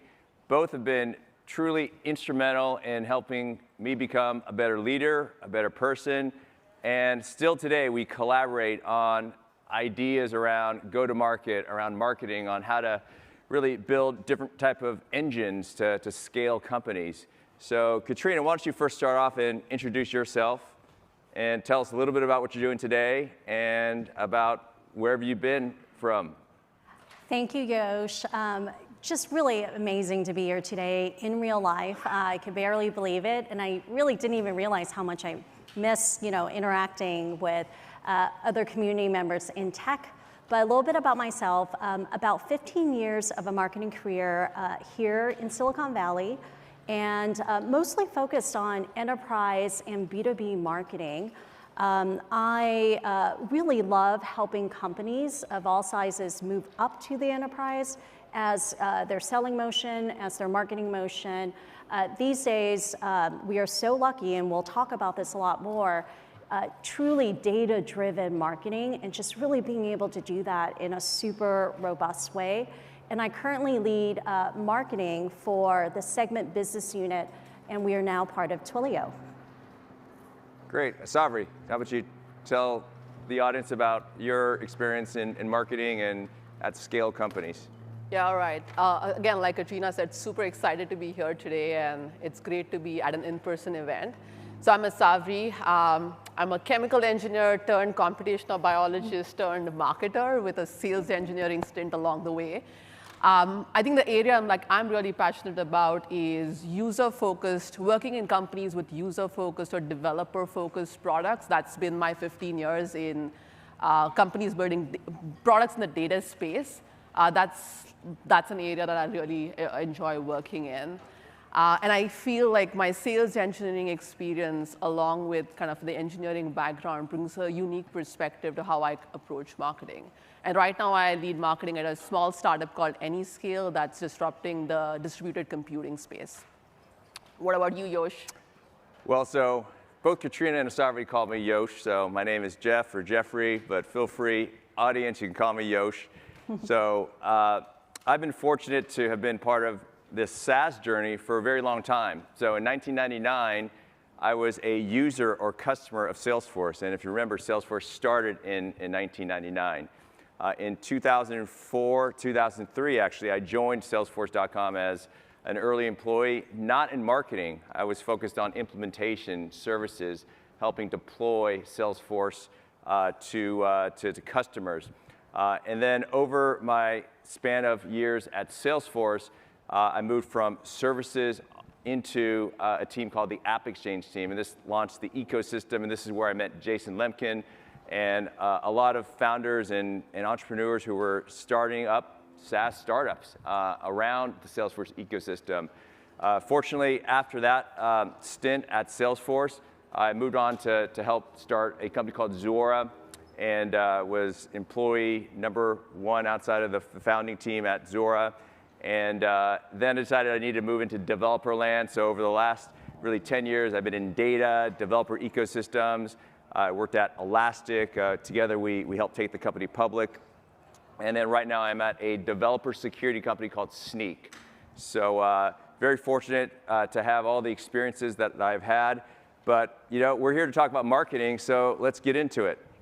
So next is Katrina. Tell us about the different eras from your perspective about marketing. Yeah, when we were putting this slide together, I thought I would, just kind of kick this off and frame it as a marketer, over the last decade or so, what have I been asked to do? So kind of in the early SaaS years, we mostly had traditional marketing. This is events, this is PR, because we were just at the beginnings of marketing technology. So I don't take for granted in terms of how far we've come and what we can actually measure. And it was just so hard in the early days to understand what your users are doing, and we were just guessing most of the time. Fast forward a little bit, with the last decade, there was so much pressure, and I've done my fair round of early stage startups where, many CEOs and founders were like, Katrina, go create a category, make it a movement, and there was just so much pressure to do so. We'll talk a lot more about this as well. When is the right time to do this, and should you really even do that? What are some pros and cons?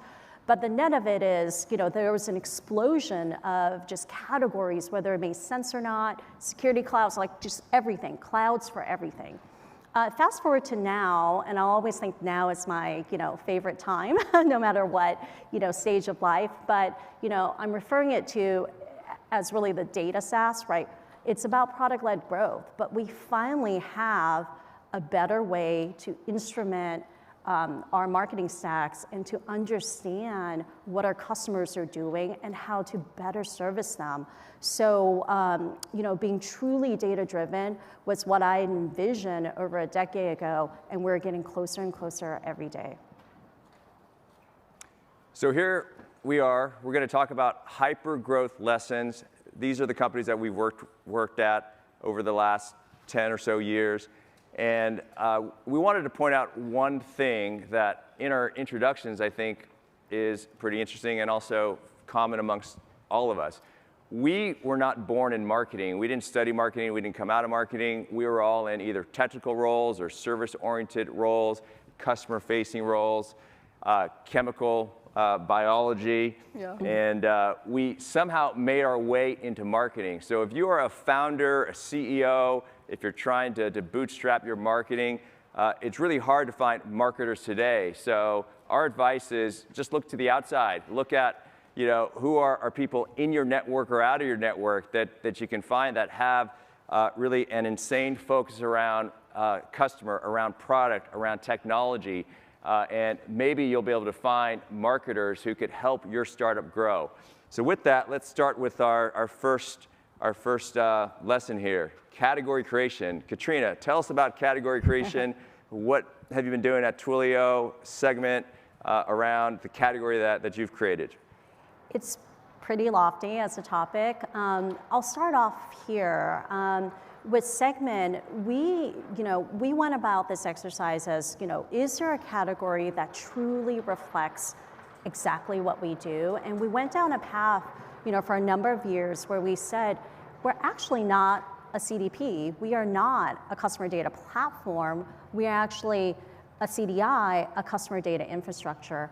And fast forward 2 years later, we ended up, pivoting and saying we were a CDP primarily because that was what the market needed and what they were telling us we needed to do. So in addition to the infrastructure piece, we needed to become more of a platform and move upstack to a certain extent. So, in many ways, when you think about creating a category, it's about doing it for the right reasons and really listening to your customers and paying attention to the market signals versus just charging ahead and saying, I've created this product and I'm going to make the market come to me by naming it something. But that's one of several lessons that we learned. Sorry, you want to talk and about I think to add to that, right, I think the reason for launching into category creation initiative really matters, right? Like, don't try to create a category because that's the hottest new thing to do in marketing or every other company out there is doing it, right? If you start with the user, start with the problems that they have, challenges that they have, and how are you uniquely solving those challenges, if that thing doesn't have a name or doesn't quite have the right name within the market, yeah, of course, try to define it in a new way because nothing existing quite cuts it. But there are many companies out there that have disrupted existing categories and are extremely successful. I would say kind of back at Elastic, actually, we pushed back on trying to be put in a category, right? I mean, there were analysts who were trying to reach out to us and say, like, hey, can you, participate in this Magic Quadrant or this wave? And at that time, I think it was too early where we did not want to be put in a box, and we kind of stayed away. And I think that worked out pretty well for us because we were not just a logging company 4 years forward or 3 years forward. So do it for the right reasons. Don't do it because it's the thing to do. Yeah, and I'll share some insights at Zuora. We had a big idea. That big idea was the subscription economy. So at Zuora, we had purpose to create a category, right? We're going to create a movement, an economy around subscriptions. So we focus a lot of our efforts on really that marketing and that evangelical marketing to really push that message out there. So we did a lot of creative things to be able to do that. Everything from think about kind of the world being subscribed to have books by our CEO to focus on having Teen on CNBC and do interviews. And today, it's a fairly commonplace term. I can tell you that it took 10 years for that to hit mainstream, though, right? We were saying this in the very early days of the company. Before it hit mainstream was 10 years later. So it is exceptionally hard to go out and create a category. Let's talk about this next topic. Asawari, why don't you dig in? Yeah, so I'm a big proponent of first principles thinking or starting with the why, and I think that kind of ties pretty nicely into pragmatism wins, right? And we have numerous cases of examples of this from at least my journey at Elastic, where a new rep would come to a product marketer or marketing and say, like, hey, we need to be at this event, right? Or can you go and buy this list? Because that's kind of how we did it at my previous company. And we kind of always went to, like, why, right? Like, why are you trying to? Have you looked at the data that you already have access to? And kind of starting with that and kind of pushing back. I think that worked pretty well. The other area is have a hypothesis. When you're a small company, you don't know what you don't know. You don't know what's going to work, what's not going to work. Start with a hypothesis, and then use the data to test that hypothesis out, right? Like experiment small before you go big. Examples of this where, again, we did stuff that was unconventional but worked for Elastic were examples like putting a getting started with webinar on our homepage banner. This was pre us becoming SaaS, where SaaS, everything starts with like start a free trial. So this was pre-SaaS a little bit. But most companies wouldn't put a getting started webinar as their top CTA. But it worked wonders for us because we were targeting users, we were targeting developers. When they visited the Elastic website, that's what they were looking for. And I think until today, it might be the biggest source of pipeline eventually. So be pragmatic look at the data and be pragmatic about what works and what doesn't work for your company, because what worked for you in the past or what worked for somebody else might not be the right choice for you. Great. Why don't we move to numbers? Katrina, share us some experiences around kind of how you think about numbers, how do you use numbers? Yeah, I've spoken about this in the past, which is, in marketing, most of my team members know this. They actually carry a number, and we are just so focused on just, the entire funnel conversion. We forecast our MQLs. We look at conversion rates, from MQLs to, sales qualified leads to sales qualified opportunities, and then ultimately conversion. And so we actually even run, pipeline meetings ourselves before we do the pipeline meetings with sales. So it is about data and studying what's working, but it's very, very, how should I say this? It's at an absolute fast frequency because our data changes so much. And so it's not like we do these meetings, once a month. It is on a weekly basis. Yeah. Yeah, and I'll talk about PLG a little bit. This is really kind of what a lot of companies here are probably thinking about is product-led growth, right? So how do you instrument your product so that it organically gets all of that throughput? How does it get out to the hands of users, and how do you use that to create a funnel? So in a PLG type of company, right, data is absolute. You absolutely need to measure everything. So you need to look at everything from how are you getting users to really sign up, and how are you acquiring those users? How are you getting them to activate, and through what channels are they activating? So say you have different channels where they can activate through another ecosystem, and then another ecosystem over here. You need to instrument and be able to understand what is performing better or worse. Then you need to look at the conversion rate, and then on the monetization side, how do you look at pipeline created through that PLG motion, as well as self-serve revenue. And you can instrument this entire funnel to be able to iterate, can do A/B testing, and then ultimately figure out what works. So I think PLG is a really important motion that's happening now. It is a core part of marketing, and being able to use data to drive those decisions is an absolute must. Yeah, I think one thing I'll add to that, it's not quite numbers don't lie, but what's becoming so critical in this PLG world, or where numbers are plentiful, is that your collaboration or your partnership with sales, but also your collaboration and partnership with product and engineering teams is so critical, right? Because you can measure if like a feature that has been designed, I might be driving people to that feature, but if the UX is not great, maybe the feature is not being used, right? So you can really use data and then have those honest conversations in why are you not seeing uptake, why are you not seeing revenue? All right, we're going to talk about experimentation. Who wants to share experimentation experiences? Again, I think like start small before you go big. We did a lot of experiments at Elastic. I continue to do that at any scale. One big thing I'll say is be intentional and define upfront how you're going to measure success, right? Because if you don't do those two things, then you're just throwing, it's just trial and error at that point, right? You're just throwing spaghetti at the wall and you're seeing what sticks. Areas where we did, and this is probably no surprise to a lot of marketers out there, newsletter designs. Like sometimes you might think like a really polished newsletter is going to actually be much more successful in terms of engagement or open rates or click-throughs. Actually, what we found at Elastic was the simpler looking newsletters that were actually not super polished looking, that were shorter, did much better in terms of clicks and engagement. And so we're like, yeah, let's run with this, right? So started small, like didn't spend 3 months trying to like design this amazing looking thing. Started small and kind of iterated, right? So again, be intentional about your experiments, define upfront how you're going to measure success, and then trust that data. I think for us,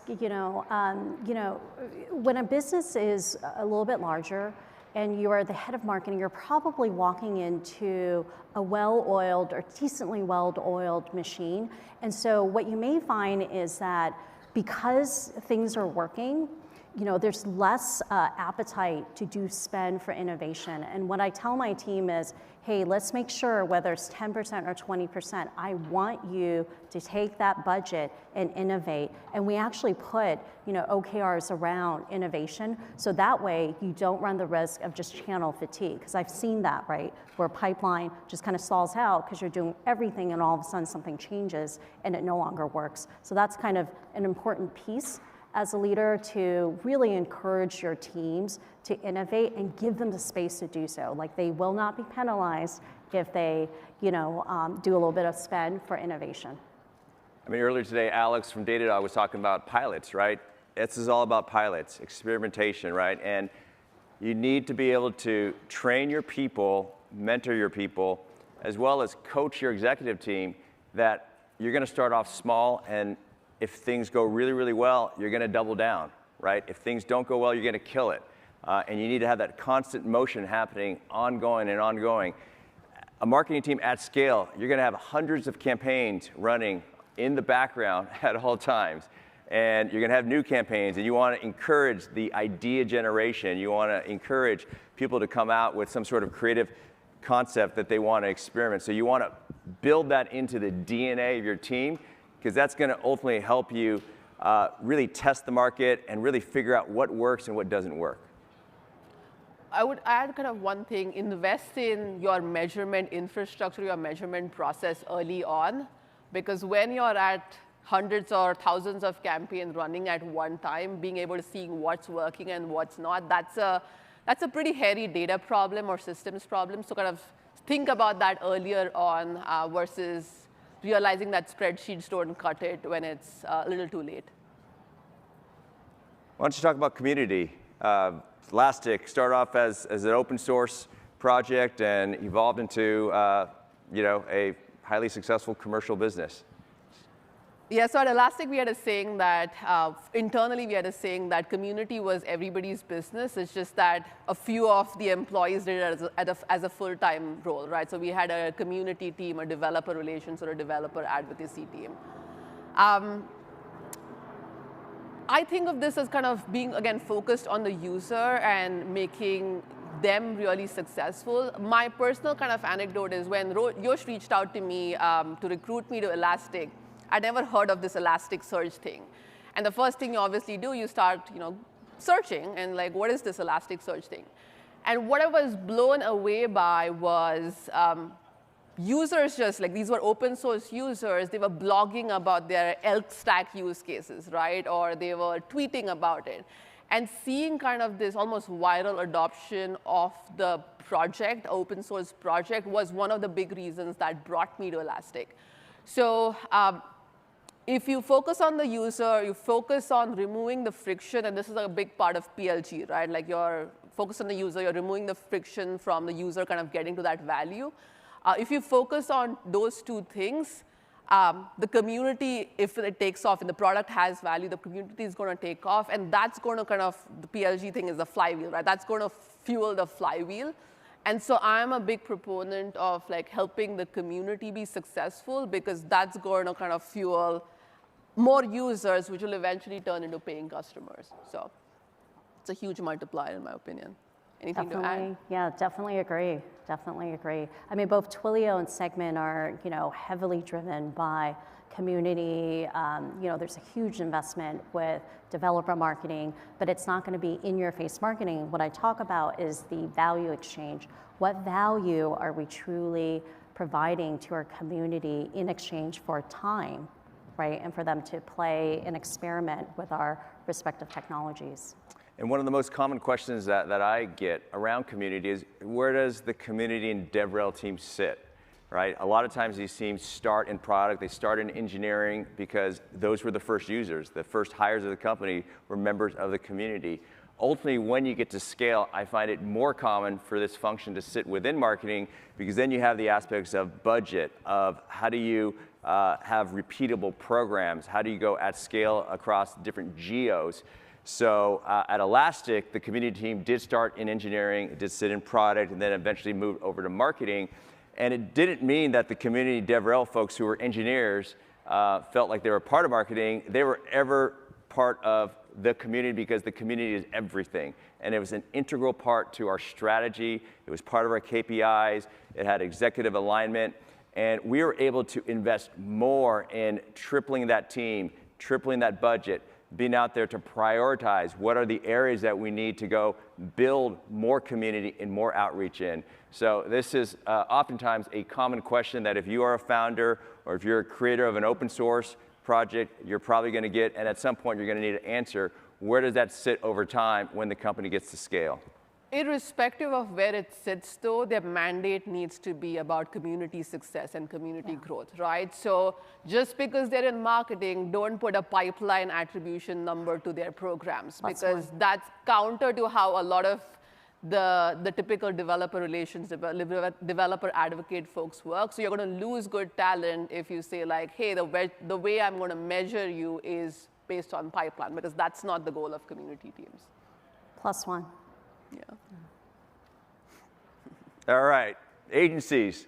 How many of you have used an agency before, and how many of you like the agency that you use? Some thumbs up, some thumbs down. Kind of middle ground here. All right, why don't we talk about agencies? And we've all worked with agencies. Some of them are great, some of them are okay, a lot of them kind of suck. What's the best way to work with an agency, Katrina? Yes, agencies. I think the analogy is, it's almost like chiropractic medicine, right? Like you find a really good chiropractor and they do wonders, right? And a bad one can actually kill you. So in terms of agencies, it's really about not outsourcing your strategy, right? And the ideation. What they should be doing, let's just take messaging, for example, or product marketing, or even PR, right? They have the relationships. They can help up-level your thinking and help shape it based on what the market signals are, because as marketers, right, like we create markets, they can do that piece, but the true ideation, you know your business the best. So that part, if you start outsourcing that to agencies, and I do a fair amount of advising for early stage startups, that's where it really goes awry. What do you guys think? So I'm at a 60% startup right now, and the marketing team is 3 people. So there's no way I can run marketing without agencies. But I think what Katrina said is really important. You cannot outsource your thinking, right? So the what we want to do, the why we want to do it still comes from the company, comes from the founders, comes from the executive team, right? And the agency is almost like an execution arm. And so, yeah, we use agencies or contractors a lot right now, but the thinking stays with us. Yeah, so I think agencies can be very diverse, right? You're going to have an agency for your comms and your PR, so you want them to help you amplify your message. But again, you need to own that message platform. You need to own the story. You need to get your CEO involved, your founders involved.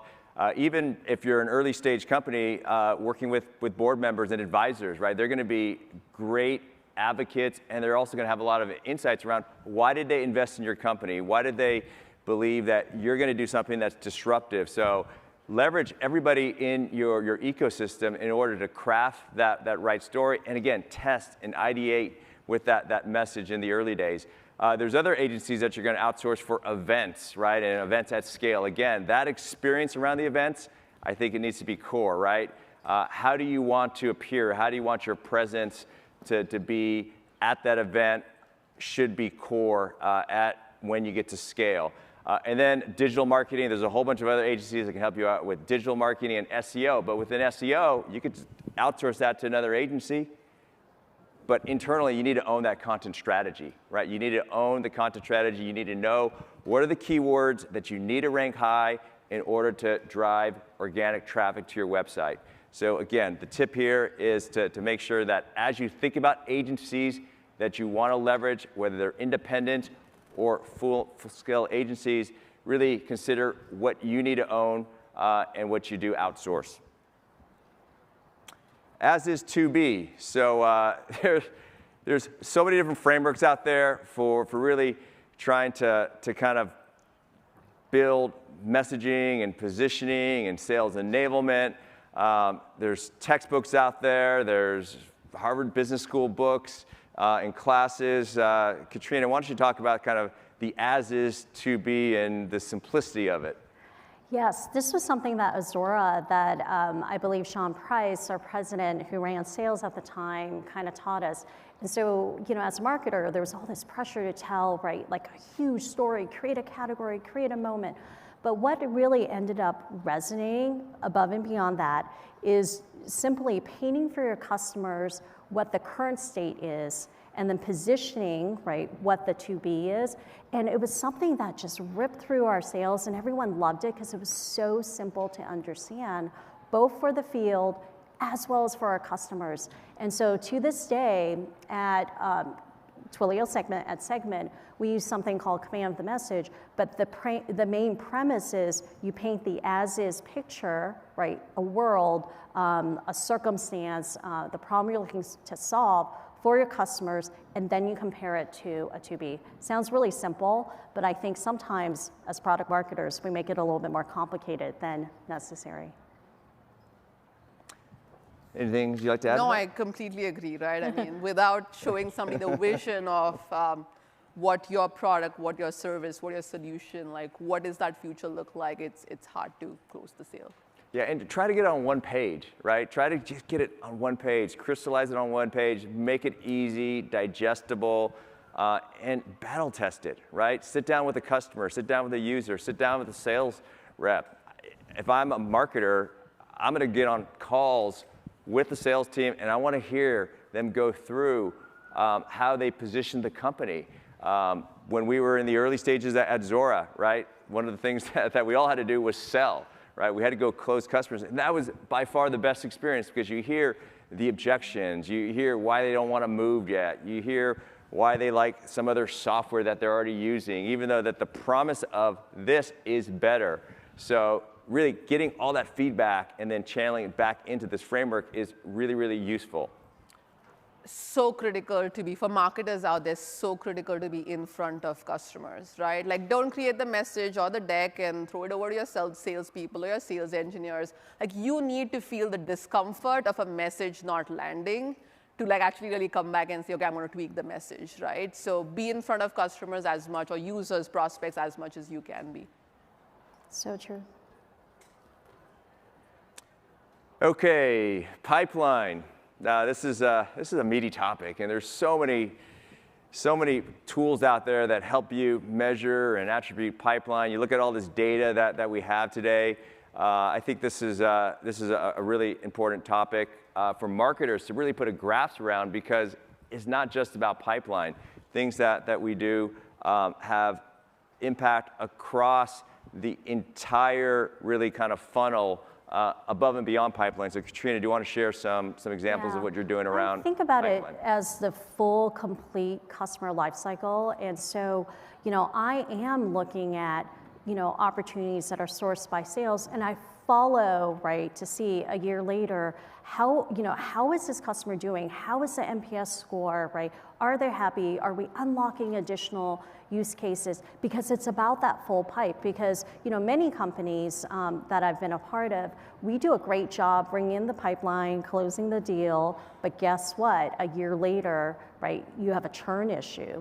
And for those in SaaS, that's kind of a big deal. So, you almost have to get ahead of that by a couple steps, and don't just look at your pipe, look at the entire customer, journey, or your entire customer lifecycle.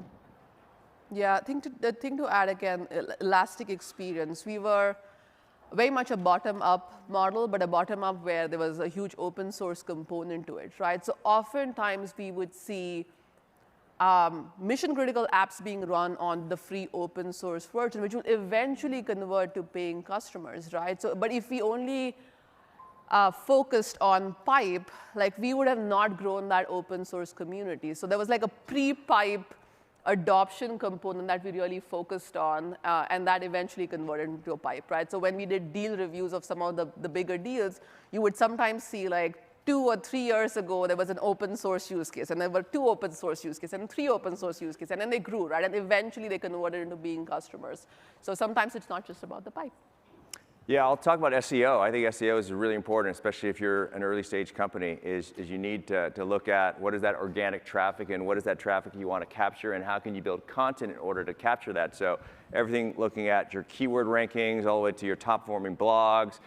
Do you have the tagging right? Do you have the infrastructure right within your own systems to be able to distribute that content and be able to capture users when they're searching for something? So I think kind of SEO is something that's really important. I know that right now in my current job, I get a monthly SEO report, and we are tracking, are we increasing or decreasing our rankings in our top 10 kind of keywords that we know we need to really focus on. We're also focused on the high-performing blogs and high-performing kind of assets on our website, and really looking across the board around how do we get featured in a Google snippet, right? Because if you get a Google snippet in addition to just being surfaced on a search result, it's going to yield significant traffic to your site. And then once you capture that traffic, then you need to measure everything through that entire funnel. So how did that yield into somebody opting into something and actually giving you an email address or their name or their company?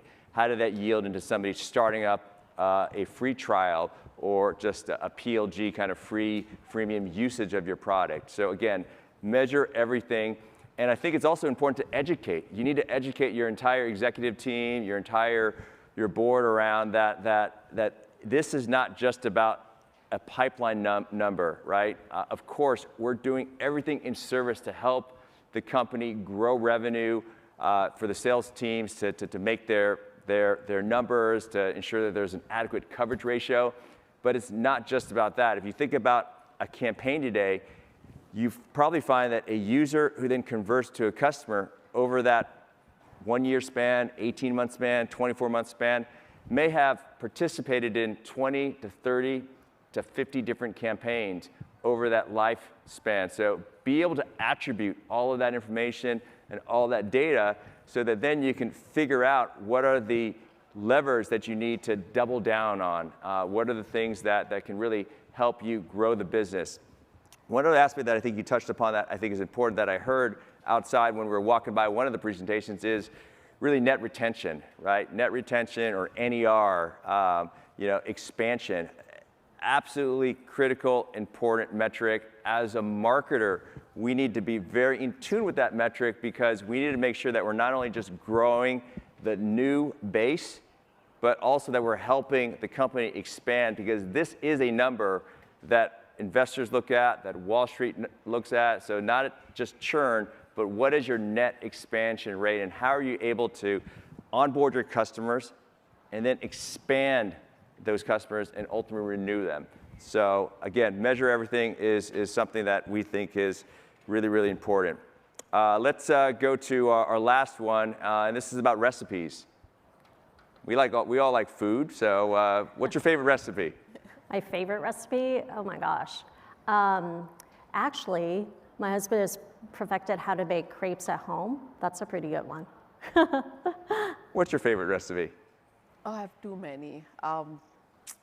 I don't have one. I have too many. I do a lot of like Indian cooking, and there are recipes that I go to all the time. Yeah. Recipes for marketing, though. As like Katrina started with crepes. I know. I think of recipes are just like repeatable motions, right? So start small, see what works, and then really focus on how do you almost like automate it to the level that it can be automated or codified so that you're not spending as many cycles thinking about it, right? It almost becomes a well-oiled machine. So I think Elastic, like releases there was a well-perfected machine for how we launch products every 6 to 8 weeks. And I'm sure, Katrina, like you'll have examples of it. It just adds a lot of efficiency to your process or to how you operate. And then you can spend those cycles doing something else where you put more creative thought, you put more kind of brain power, and the stuff that's already perfected is almost like self-running. Yeah. We've also created recipes that are external-facing for our developer community. So whether it's like how to personalize your SMS text messages, doing omni-channel on top of a CDP, to better instrumentation of some of the most common marketing stack vendors out there. So we're actually coming out with something that we're calling literally a recipe book, and I love it. It's step-by-step instructions. But when you do that, the signal that you're sending out to your community is that you're adding value and you're helping them, solve something or think about a problem in a different way. So that's been really the biggest engagement that we get. So forget, all of our, other tactics. By far, recipes, really convert well, and people over and over again ask for more. So that engagement is huge. Yeah, I think there's a scale aspect to recipes. Once you create one recipe book, then you just keep kind of replacing that and then repeating that in other areas. So a recipe could be an ecosystem. So you think that you have an ecosystem where you can acquire users, acquire customers, and you build one for one ecosystem. Then you take that and then you leverage that for a different ecosystem. But there's probably going to be different nuances that you build into that recipe book, but you can leverage that same framework. The same thing applies to verticals. Every marketer probably gets the question around, I want to go after some vertical called financial services, technology, the federal government, and everybody wants content, they want different collateral, they want all this stuff on the website. And I think the key thing here is to really think about how do you make things repeatable in that vertical. So if it's financial services, how do you first learn from your customers? And what are customers saying about your product relative to their industry in terms of solving their pain points. And then you take that information and then you figure out, okay, what are the type of content and campaigns that we can do to accelerate our growth in this vertical or area? And then what are the trade shows and events that you need to go to? And then ultimately over time, then maybe the sales team starts to be verticalized as the company gets bigger into that vertical. But really at the beginning, it's all about how do you create repeatable things based on what you know users or customers are successful with. So I think we're at the end. So we have some key takeaways here. So do you want to talk about kind of your takeaways from your many, many years of experiences in marketing and helping hyper-growth companies build and scale? I think it's building a learning culture and mechanizing that. So an example of this is, for the marketing team, we do a monthly retrospective. And so we celebrate our wins, and then we go through and actually document what could have gone better and what we would do differently in the future. So that's something that, that motion internally for us, I'm probably on year 6, doing something like that. That's helpful because it encourages people to experiment, embrace failures, it's okay, and then actually learn from it and do better. So that's kind of my tip for the day. I would say don't be an island. I think that's something I learned from Yosh, right? You are a part of an organization. Know how the work that you're doing as marketers fits into the broader OKRs, company objectives, company initiatives. It's easy, especially at a startup, for marketing to get spread really thin. So again, kind of clear communication with your peers on stuff you're doing and not doing, and how you're going to measure if it's working and not working matters a lot. So I think those are my 2 things. Know how your work fits into the broader goals, focus, experiment, and measure. Yeah, I'll play on to what Asawari said, is I think marketing needs to be part of core KPIs and the core strategy of the company. So really when you think about an organization today, you have R&D, which is engineering and product, right? They need to deliver and build product. Then you have the GTM function, which is generally sales, marketing, customer success, the sales engineers. Really, marketing has a seat at the table in terms of driving strategy, building the plan, participating in the plan, looking at segmentation of how the universe of customers are being segmented, and then driving the plan, strategy, and budget to be able to execute. And then you have G&A as well as core. So when you think about kind of marketing from that lens, it is absolutely critical, absolutely core to a business. And it's not just about branding. It's not just about the signage and the beautiful things that you see. There's a lot of nitty-gritty kind of nuts and bolts within marketing. And if you are the head of marketing, if you are the VP of marketing or the CMO, it's your job to be able to communicate that broadly across the organization, right? And be visible, be able to make sure that the board understands what you're doing. Be visible, making sure that the rest of the executive team also knows what you're doing, and that you're building alliances across the entire company, because marketing, as Asawari said, cannot exist and function in an island. It's probably the most cross-functional, the most complex organization today in any organization, especially in tech. So with that, I think we are at time. So I wanted to thank Katrina and Asawari for participating in this session. Thank you, SaaStr. Thank you, audience, for being here today. Have a great day. We'll be around if anyone wants to ask us questions. Thank you.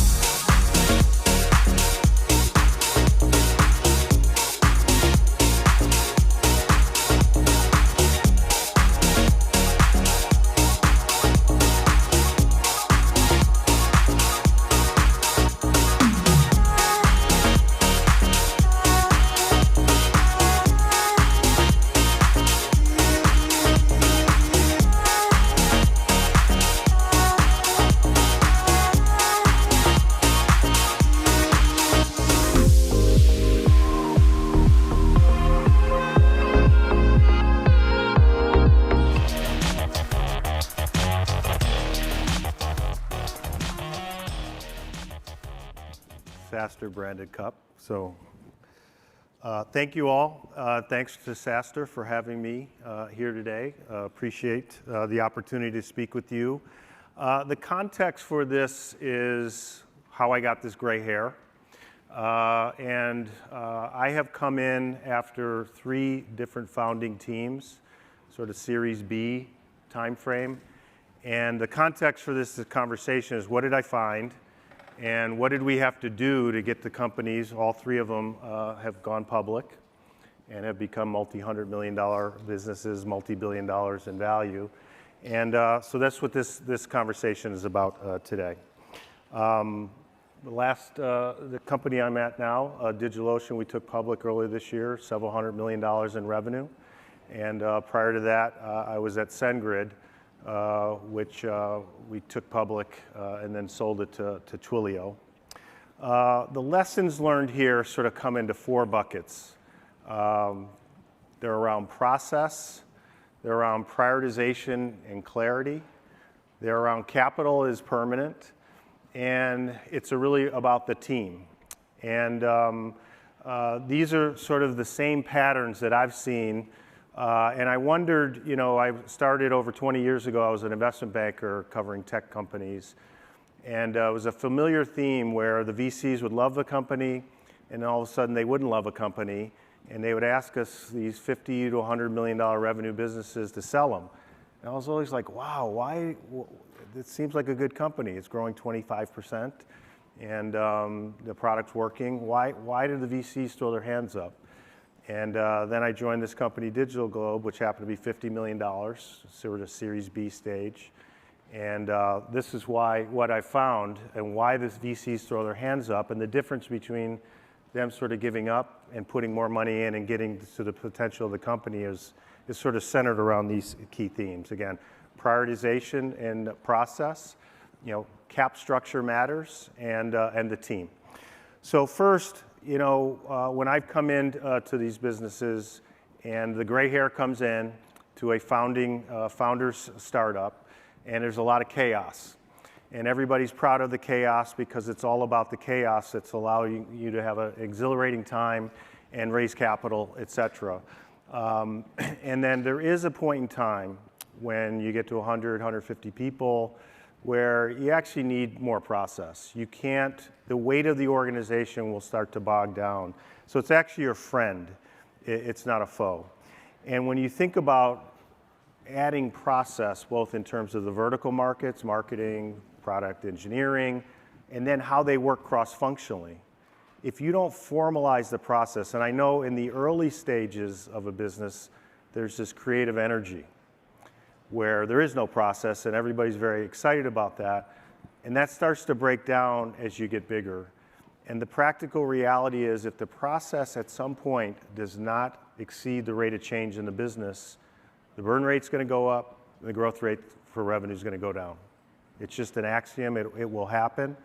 And so there's a lot of complicating factors for that. So this is a chart that when we did our first offsite at SendGrid, we stole some graphics from a Harvard Business School case study, but it talked about providing clarity and creating process and alignment.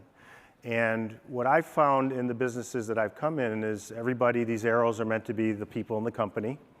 The activity in the company is going in all sorts of different directions, chasing customers.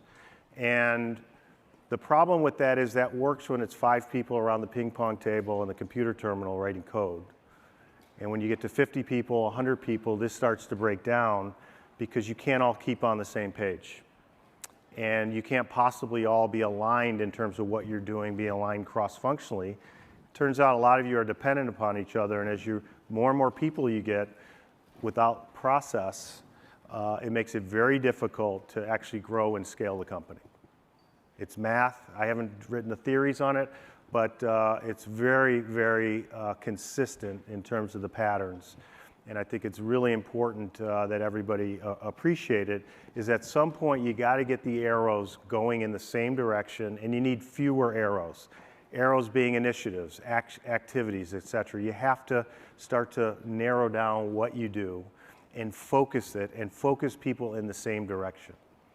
So the things that make you successful to get product market fit and get the ball rolling in that first $1 million of revenue and the first few customers and the first 10 million actually are going to be the enemy as you get to Series B, get to 30 million, 40 million, $50 million in revenue, 100 plus people in the company. If you do not organize people in a more organized fashion, systematic fashion, it will break down. And I know people will say, well, Yancey, so what? We get paid to have a super high burn rate as long as we can grow really fast. And that's true until it's not. And the capital markets over 100 years don't reward people for that. They certainly have in the last 20, so we could continue to be wrong. But my perspective on it is prioritizing and using process actually is a way to drive better execution. So generating cash isn't a bad thing. And the reality is if you don't create process that outpaces the rate of change of the business, customers, employees, et cetera, you're going to burn more money. And we'll talk about that in a second. It has very real cost to leadership, people going out and raising capital, dilution on equity, more voices and more opinions in the boardroom on what you should be doing. So that's very real cost, and it's not always necessary. The second thing to think about is it does become more complex. And the more employees, when you go from 2 founders, 3 founders, 5 people, 10 people, 100 people, just more human beings in the same room, it's just more complex. You get from 1 customer to hundreds of customers, that's another layer of complexity. 1 investor, a dozen investors, more complexity, and those are all the 3 people that you have to triangulate between customers, employees, and your investors. And it's really, really important to provide clarity. So related to prioritization or process is prioritization. It's sort of a 4-letter word. People hate it. Every time I've come into a company, people, Yancey, you're no vision, you're all about the money and cash flow. And yeah, kind of, a little bit. But the reality is you need clarity for employees. The other thing we see in these companies that are challenged is a lot of things that, look at employee engagement surveys. And what do employees talk about? They have no career direction. There's too many priorities. They don't know what's important. They don't know how to have a career at the company. There's too much chaos. People say that very openly, and they're looking for some clarity. It's incumbent on people to provide clarity. And I know they don't ring a bell when you have product market fit. They don't ring a bell when the company could get to $1 billion in revenue, but you have to start changing your behavior as if you're going to get there, or you won't because of what we talked about earlier in terms of the chaos. And so it's really, really important. I know this is very difficult. We've just come through 2 years at the last company where we come in 2 years ago and we start talking about doing fewer things and people go crazy. Like, we can't do fewer things. All these things are important. And the reality is the leadership of a company has to determine what everything is not important. And so you have to tell what is important, and more importantly, what is not important. What are we not going to do? And you know what? So what? And again, when you get product market fit, you got real revenue, real customers, you're not going anywhere. But the only way to sustain that trajectory is to start acting differently. Acting like, and I recommend to people, take a day off, take 2 days off and say, forget about next quarter, next year.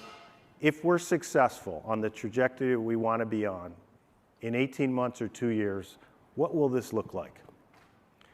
And what are the things that we're doing now that are going to break and fall down completely on their face if we don't change?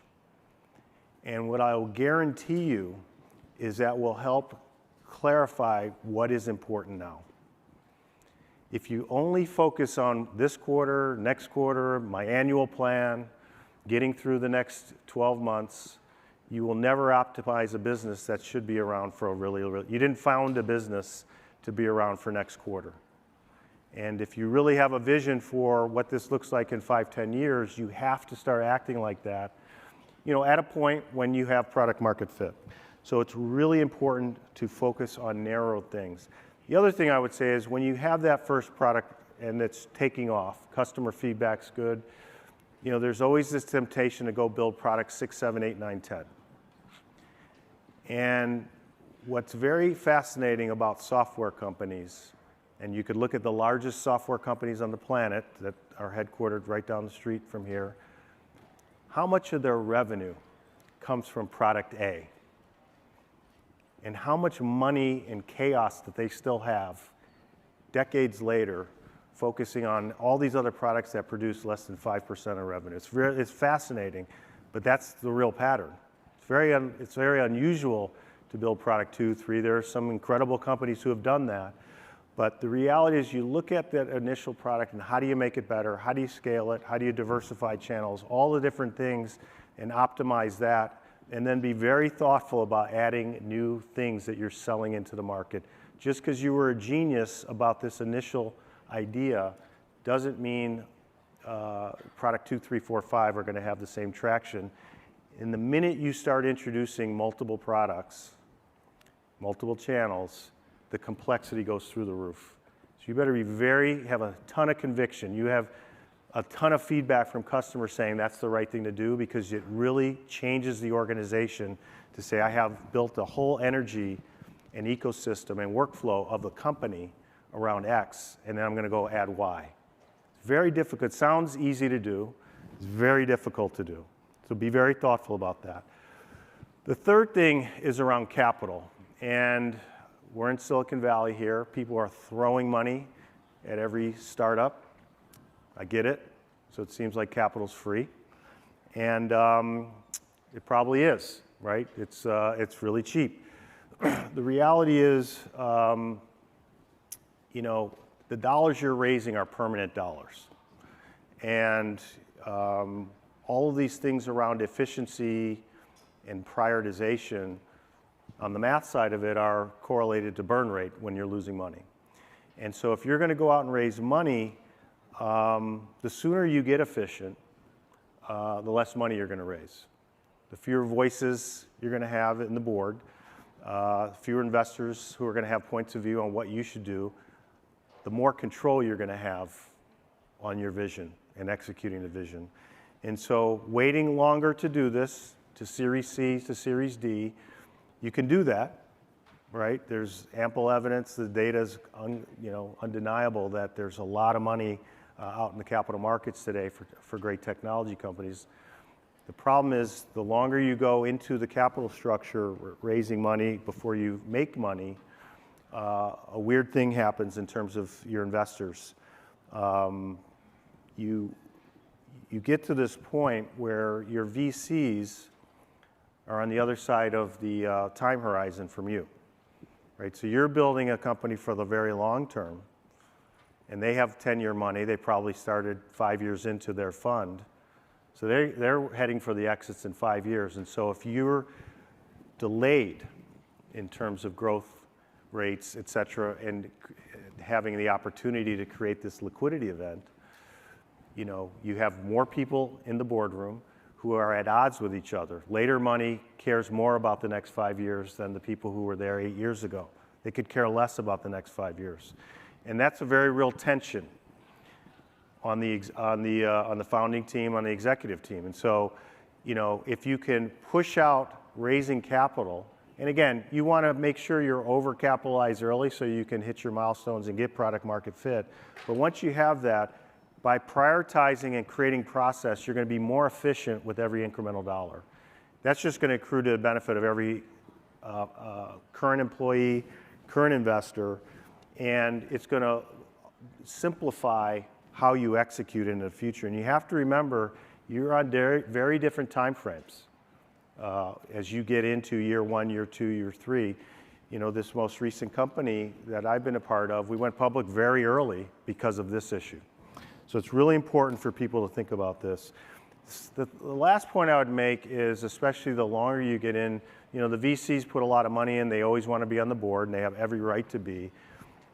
I would advise you to make sure that you've had operators on the board, people who have done what you're trying to do from $1.50 million of revenue to several $100 million of revenue because of all the things that we're talking about, putting in process, prioritization, managing talent, managing multiple products, managing multiple channels, managing VCs, investors. You need people who have actually done that and not who have there's a lot of great, incredible VCs. They have great benchmarks. They're very helpful with recruiting and advising you on different stages of business, but they're coming at it from a financial lens, and a lot of these decisions you make are not financial.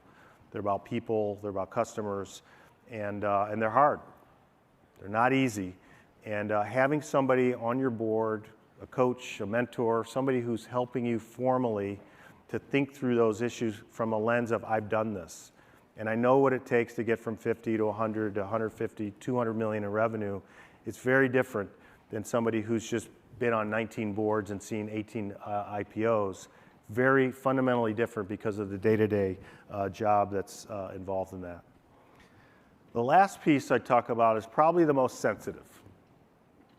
Again, I've come in to 3 different situations over the last 20 years after the founders. So all the things that I've inherited, we've talked about. And this is one that's unmistakable. I was just having lunch with a VC-backed company CEO, founder in Colorado just the other day on this whole talk, but this topic in particular. And this is about, the team. And, I get it, right? You're a founder, you're 2 founders, you're 3 founders. It's your idea. It's your force of will that got the product into customers' hands, that got the first dollars from VCs. It recruited all these people to come to the company, and it is about you. And there's no question about every organization, as it scales, it's about the team.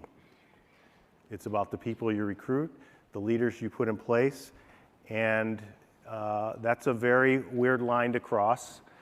My son was asking me about this before we went public a few months ago. He's like, Daddy, why don't you start a company? Then you could be the only shareholder and not have to deal with these VC types. And I said, Oscar, I'm not a founder. I come in after the founders. So I get this. This is a very sensitive topic because the identity is the company. You founded it. That's why they use the word founder. It's your baby. And the problem is, as you diversify the talent in the organization, it has to become about the organization. And so knowing when to diversify the skill sets on your executive team, right? When you're the founder and it's 5 of you or 10 of you or 20 of you, you can have 80 jobs. They can all report to you. You can make every single major decision in the company for years. And as you get to hundreds of people, and if you don't hire leaders who could actually work with you on strategy and execute your strategy, and you have confidence and you can delegate that decision making, if you can't do that, all the other things that we talked about earlier are impossible because they go through you. And this is very difficult for people. I understand it. I've seen it. But it's vitally important. It can't be about you. It's got to be about that team and hiring a really strong team who can execute. Because if you don't do that, you can hire people who have a title and they still take your direction. You're not really changing the game. You might be making the VCs happy that you hired a CMO or a CTO or a chief product officer. But if you actually don't delegate to them and have them execute the strategy and they have them build a team, it's going to get bogged down. The growth rate will slow and the burn rate will go up. So it's really important to diversify the skill set, of the team. So in summary, process is good. I know that depending upon where you all are in the stage of the company life, you're going to say absolutely not. We want no process. We want the chaos, creative energy. I get it. Increasing complexity requires, it's a mandate that you provide clarity. You have to do it.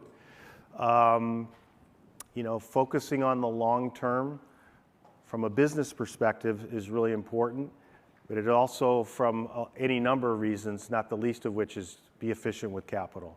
Just because capital is easy to raise doesn't mean you should always raise every dollar of capital to subsidize a very high burn rate.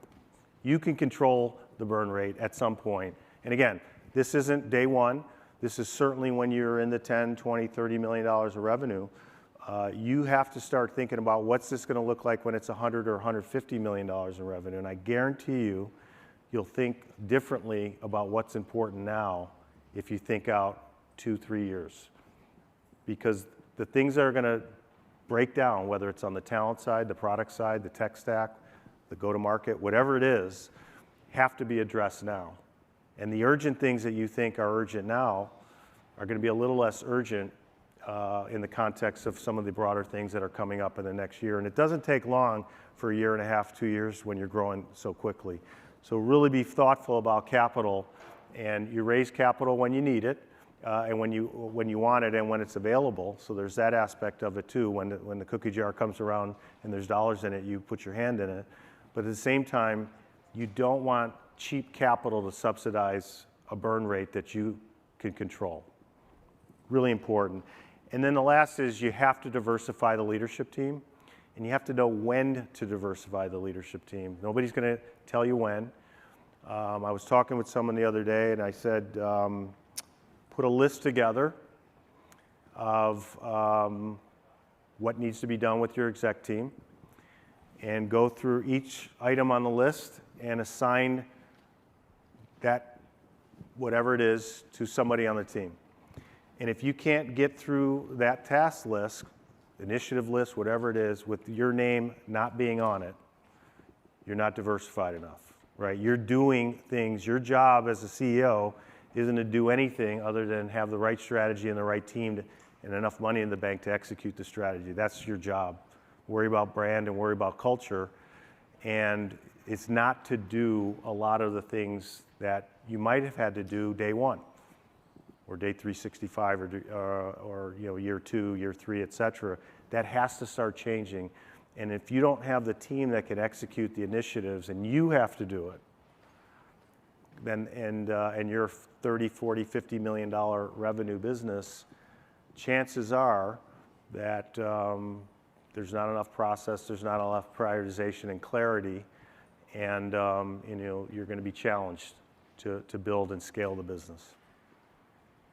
So I appreciate the time, and good luck. Thank you.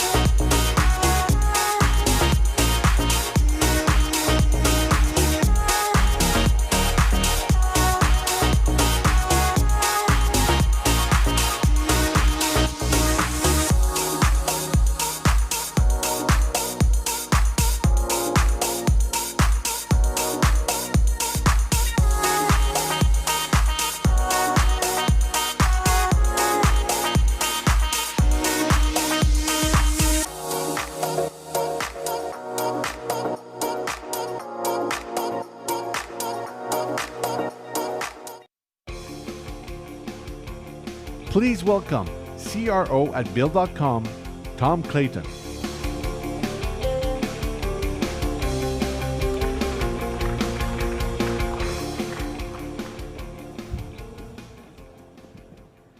Where are my slides? They're over here. Hi, I'm Tom Clayton, CRO at Bill.com, and I'm here today to talk to you about the path to $1 billion. Specifically, I'm going to focus on the $100 million to $1 billion. The path, obviously, from $0 to $100 million is very different. Usually, at $0 to $100 million, you might have a couple of sales motions, maybe a few marketing channels. It's much simpler. You focus. But then after sometime around $100 million, you tend to start hitting diminishing returns and have to diversify out of those sales motions and add more marketing channels and so forth. So I'm going to focus on that. I've been fortunate enough in my career to catch lightning in a bottle 3 times now. So I will reference a lot of those past experiences. It is an amalgamation of my career. It is only 3 data points, so take with it what you want. You can take it with a grain of salt. Some of it might be applicable to you, some of it might not. Different industries, and some of it I'll be transparent with, some of it I will white label just to protect the innocent, and some of it might be painfully obvious, and I apologize in advance if that's the case. So without further ado, let's jump into it. I've broken this into sort of 3 sections. The first section, what I tried to do is go back and just think about, of the 3 different times, once with an enterprise software company, once with a B2C and a B2C2B company, and now with Bill.com and a fintech/SaaS company, I tried to think about what were the commonalities amongst them. They were all SaaS in a way. They were all subscription revenue, but they were very different businesses. And so I tried to think of what were the common levers that I used, what were the common themes that I saw that knew I was inside the tornado at the time, and what were sort of lessons learned along the way. And so that's the way I've structured it. Key levers for growth. I'm just going to go into the ones that I'm familiar with. There's lots of other levers you can use out there, and some of you will likely be using a lot of these already.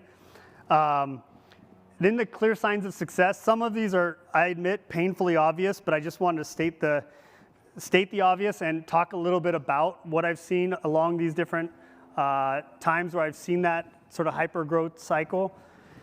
And then just some lessons learned along the way. I just learned that I have a little more time than I thought, so we should be able to get through to that. And let's go ahead and jump into it. 5 key growth levers. So I tried to sum up some of the things that I've seen. I tend to run the organization much like Moneyball, Billy Bean, everything on analytics and numbers. I know Mark Roberget was up here speaking. He wrote the book, The Sales Acceleration Formula.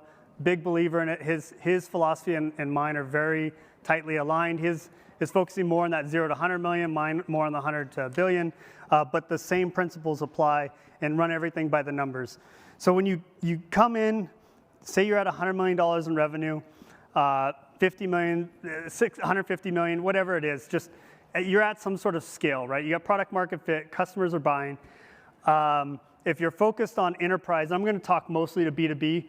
If you're focused on enterprise, maybe you have 500 customers. If you're focused on mid-market, maybe you have 5,000 customers. If you're focused on SMB, you might have 50,000 customers. So very different problems. But the one thing that's common across all of those is the lowest hanging fruit to grow revenue beyond that is squeezing more lemon juice out of those lemons. No pun intended, but and here's some ways I've done that in the past. Subscription pricing, obviously most of you are on subscription pricing, but the more you can get into pricing in general and just dive into it, Bill.com's been able to grow its revenues just by increasing price, very basic stuff. But then you can do more things around tiering pricing. Basically, whatever you can do to try to capture more of the value derived and the willingness to pay of the different segments of customers you're going after, the more you can maximize revenue. Premium services, a lot of you guys do this, but usually has a huge impact, especially if they're high value-added services. Adjacent products. So if you could think of other products, preferably going into the same buyer. So if you're selling into the CFO or the CPO or the CRO, the more adjacent products you can load in there. I mean, think about Salesforce is a great example. They sell into the CRO, right? And they're always loading in more and more products, or the CMO, more and more products that they can sell into you. And you can do it organically by launching your own products, or inorganically, and I'll get into that a little bit more later. Transaction-based pricing. I admit I knew very little about this one before I came to Bill.com and entered the fintech world, but this is a beautiful way to grow revenue.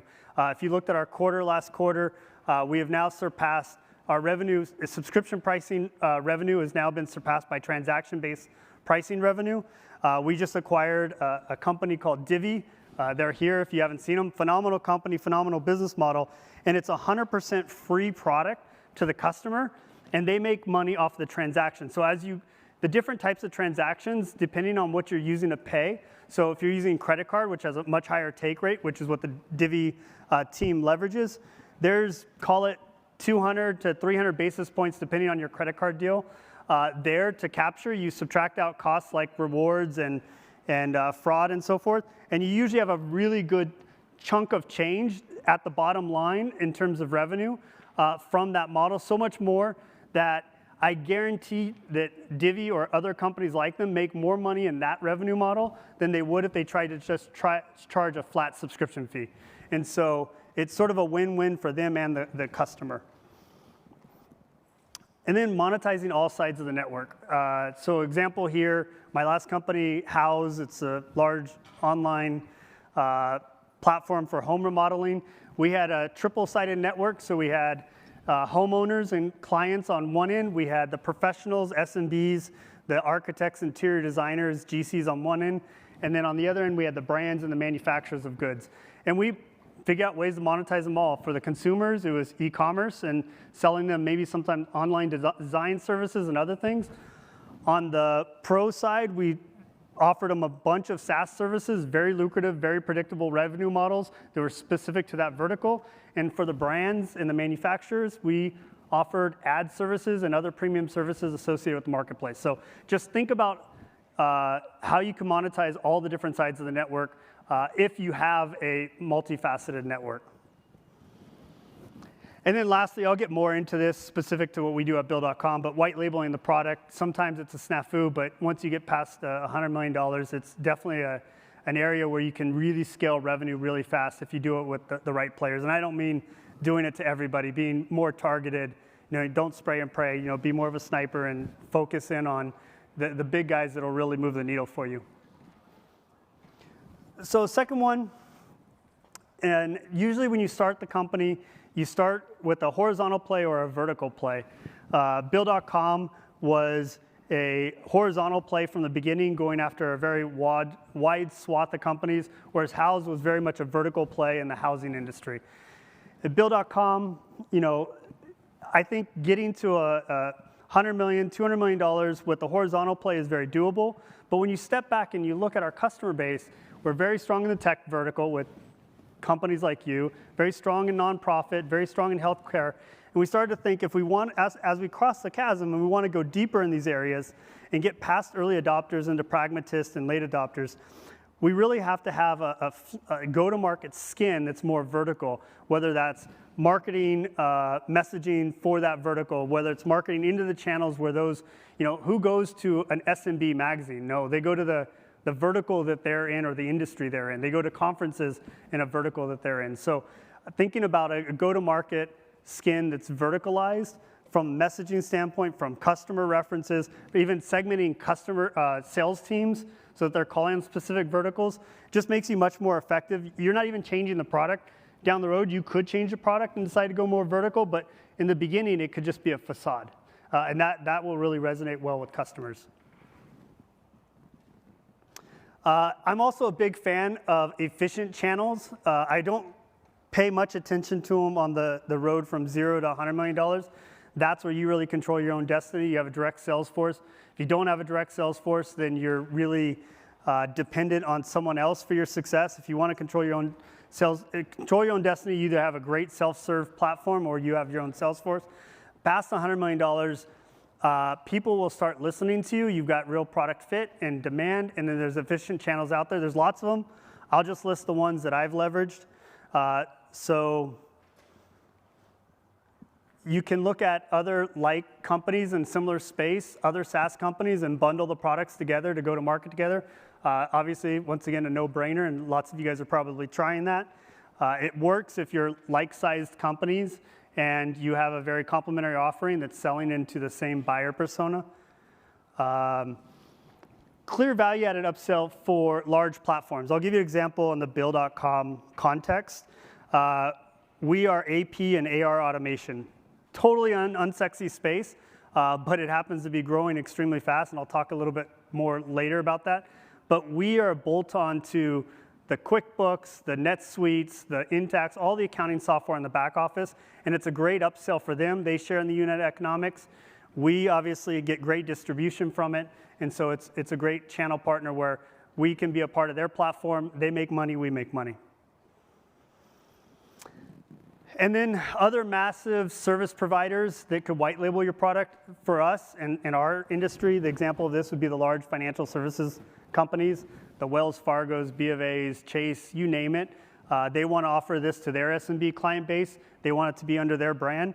These are $100+ million deals. They're very big, so they're very lucrative. Obviously, it's like an enterprise deal. It takes a long time. It's a year to 18-month sales cycle, but who wouldn't do that for a $100+ million deal? It makes a lot of sense. It just takes patience. And then there's another area that I've explored, and I would say I've had a few strikes and a few home runs off of it. But when you're looking at get creative and think about adjacent players, maybe not in the same industry, but serving the same customer base. So we have a few 100,000 SMB customers if you add up our recent acquisitions. And if we are thinking about other large players who have large SMB bases, it's Amazon, Shopify. I mean, there's a bunch of them out there. And if we could think of how to add value and offer something to their customer base, it's a win-win for both them and us as well. And then a slightly more controversial one is VARs or SIs. I think we've all been burned by them. Some of us had some success with them. I think the reason most are burned by them is just because they try to go after them too early. They're like little kids on a soccer field. They go where the ball is. And if you're just starting out or you're sub $100 million, you're not the ball yet. And so, once you cross a certain threshold where their clients are coming to them and asking about you, and there's a real market pull, then they listen. Before that, they might be just grin-shagging you, for lack of a better term.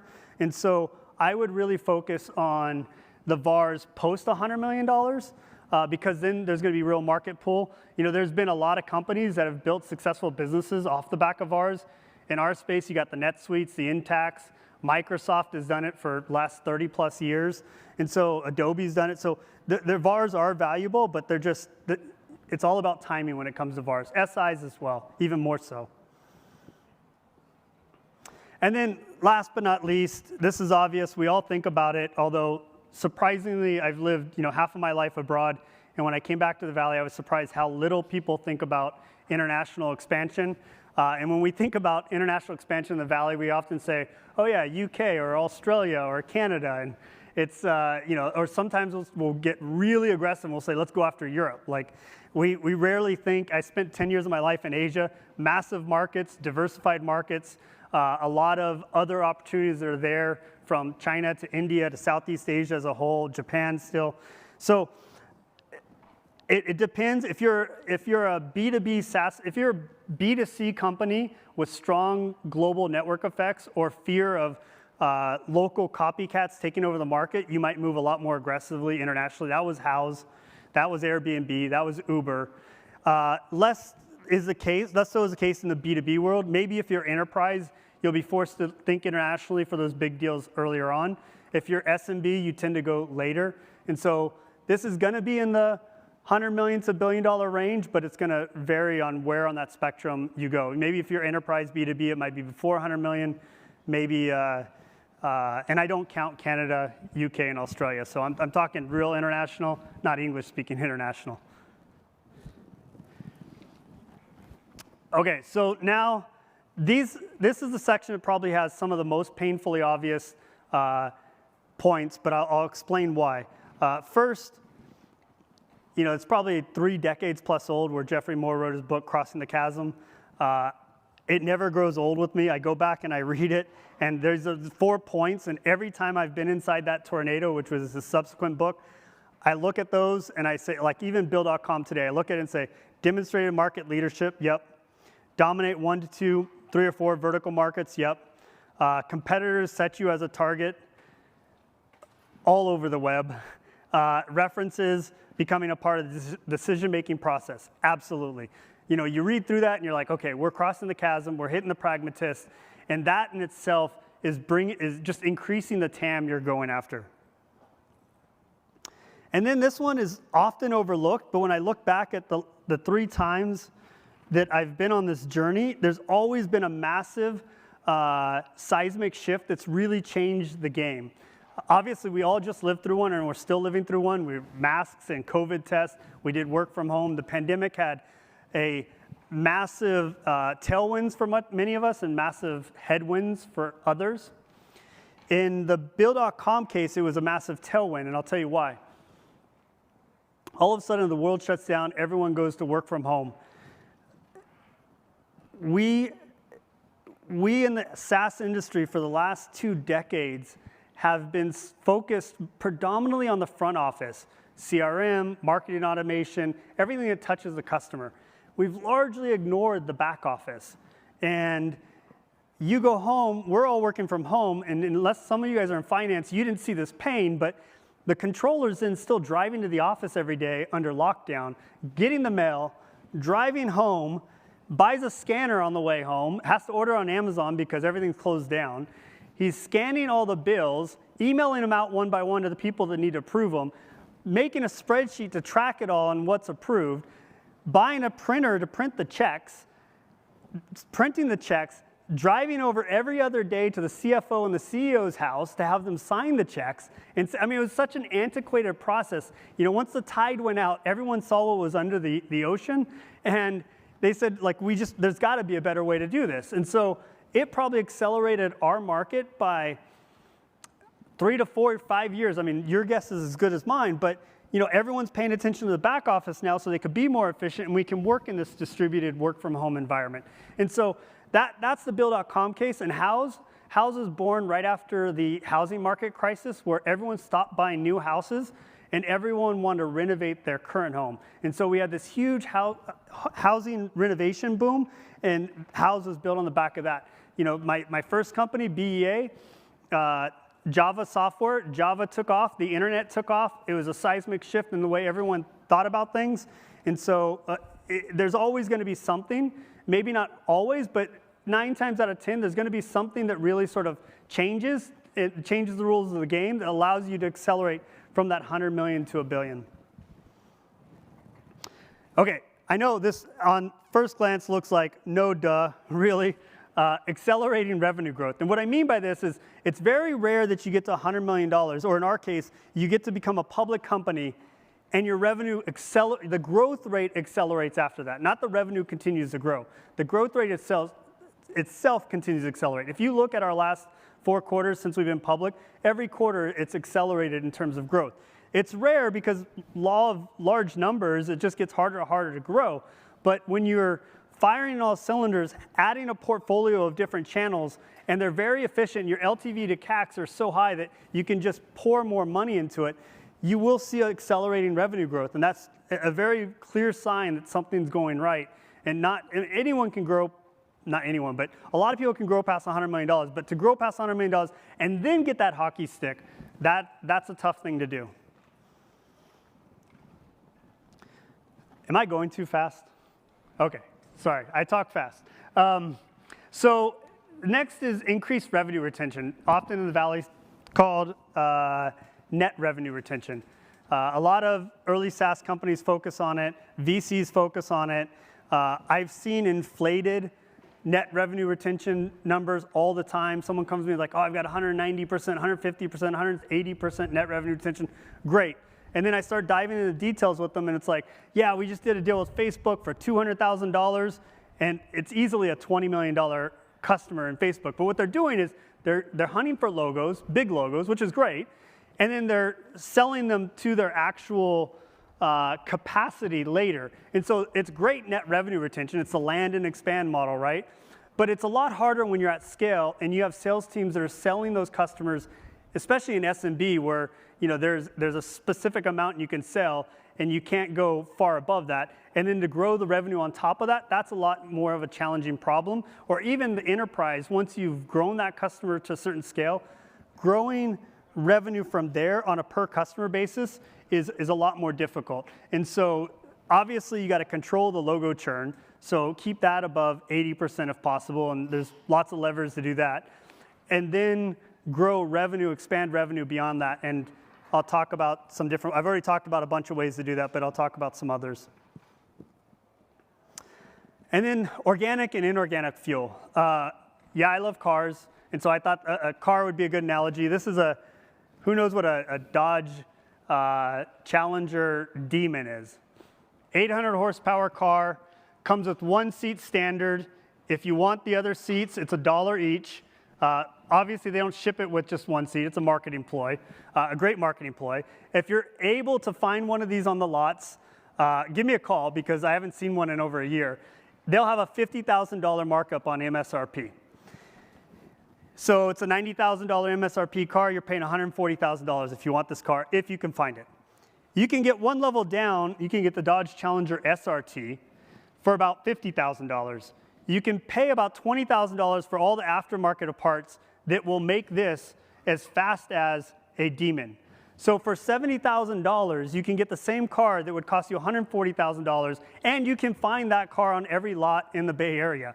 And so I think about this the same way I think about inorganic and organic growth. Like we at Bill.com, we've just went out and started acquiring companies like Divvy, like Invoice2Go, perfect complements. We have a customer base going into, I think we had 120,000 customers. Not only do we add more customers, but we cross-sell their products to our customers. They cross-sell our products to their customers. It's perfect, the same buyer persona, et cetera. I first did this playbook way back when at a company called BA Systems. Is anyone here familiar with BA Systems, or am I dating myself? All right. So BA Systems, back in the day, .com 1.0, was the fastest software company to hit $1 billion in revenue. It took us about 2.5 years. Skyrocket. It was a great ride. Oracle later bought it for like $8.5 billion after it dropped from a $20+ billion market cap when the .com boom crashed. But what we did, we joke BEA stood for Built Entirely on Acquisitions. We just acquired companies by the dozens. We had a channel, and we dominated all the largest enterprises, whether it was AT&Ts and Verizons and telcos, JP Morgans and B of A's on the banking side. We dominated the sort of IT spend of those large enterprise customers, and then we'd go out and buy other products and plug them into the channel. So we would take a Verizon or a Chase from a $2 million account to a $5 million account to a $10 million account.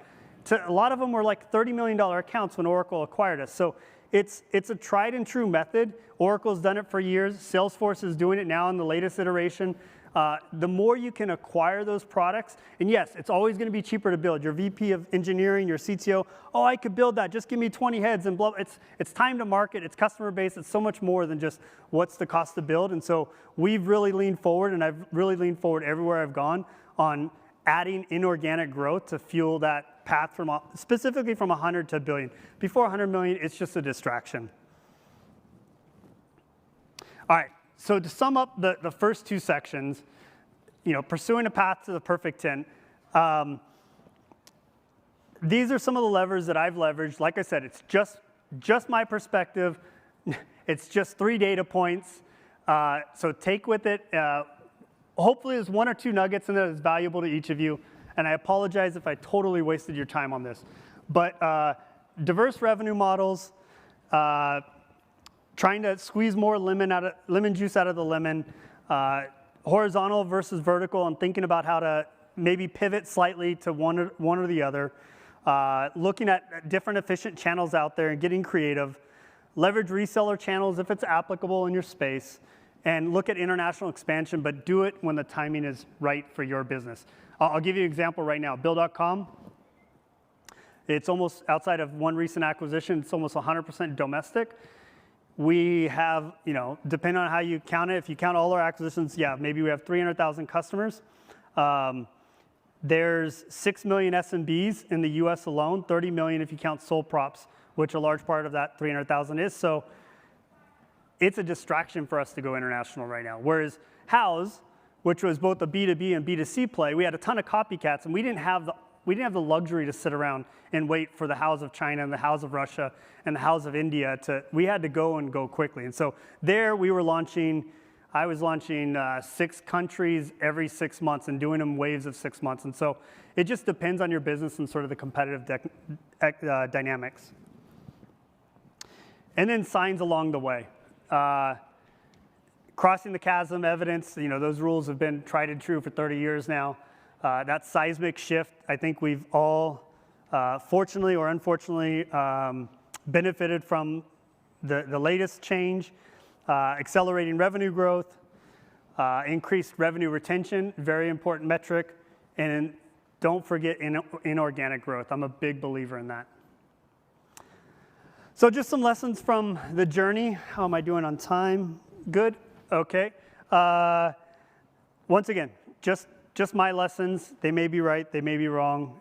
Hopefully some are applicable to you. Get the playbook right. I see too many people trying to scale and build out and hire teams.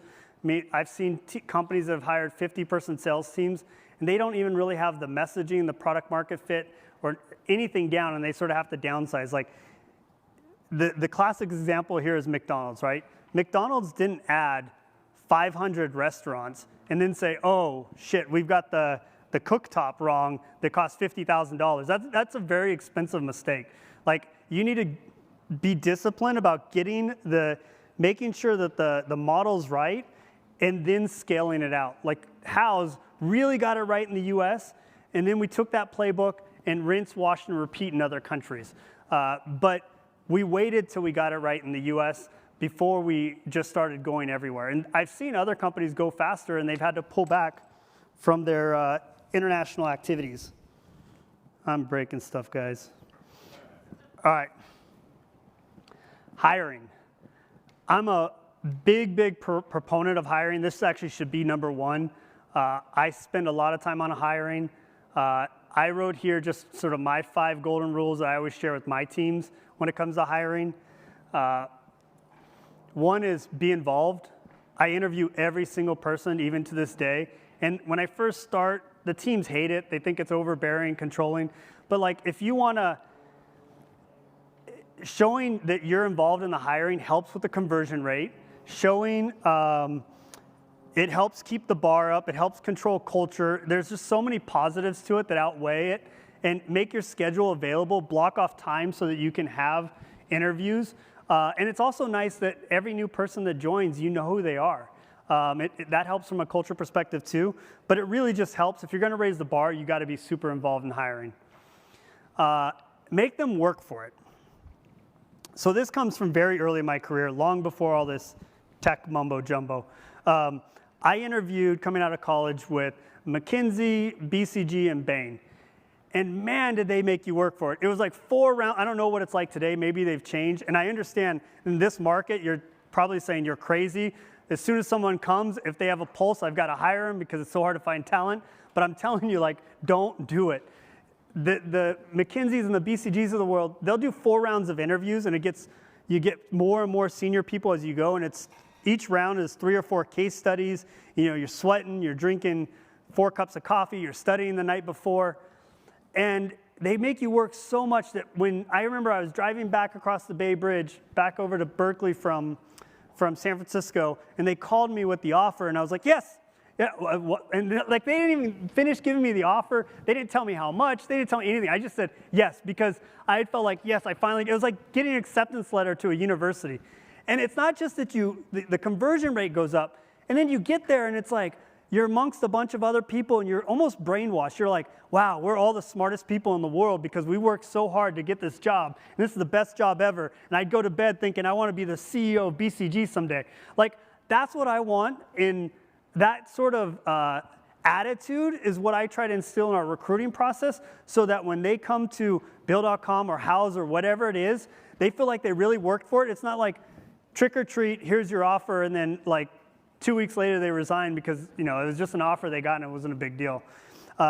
Or it's, hey, you're only paying 120, I want 150, I want more options, and it becomes mercenary, right? I want missionaries, not mercenaries. And so I would just really think about the interview process and make them work for it. People will respect you more. I know for me in my career, the ones that made me work for it, I take so much more serious, and I also respect my peers more because I know they went through that same process than the ones where, they didn't test me at all. I had a couple interviews and they gave me an offer and I didn't think highly of it. I'm a big believer also in getting people where their arrow's pointing north versus journeyman.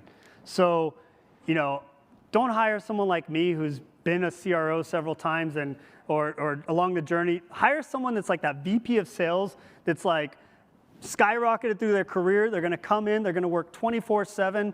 They're going to, just totally kill it. Maybe they've had good mentors in their career. Like that's the person that you want, that raw horsepower.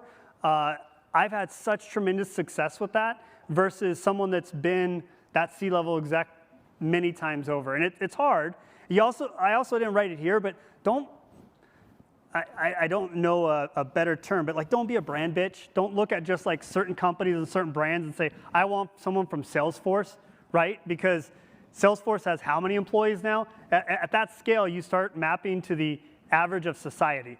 Like really look at when they were at the company, and some of the people that you hire, they'll be the best hires I've made. They've been at companies I've never heard of, or they've failed miserably, but you learn so much more in a failure than you learn in a success. And if they could tell you what they learned, that's a very mature person. So just think about that.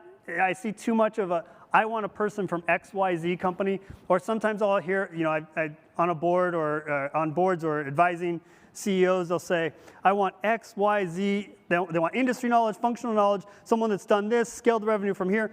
Look, guys, the guy that walks on water died 2,000 years ago. Like, you got to there's some give and take. Like, be a little flexible on what you're looking for. Referrals are great. And I've seen recruiting teams get really addicted to them. They'll do internal competitions, $500 for every referral, $25 for every interview, successful hire, et cetera.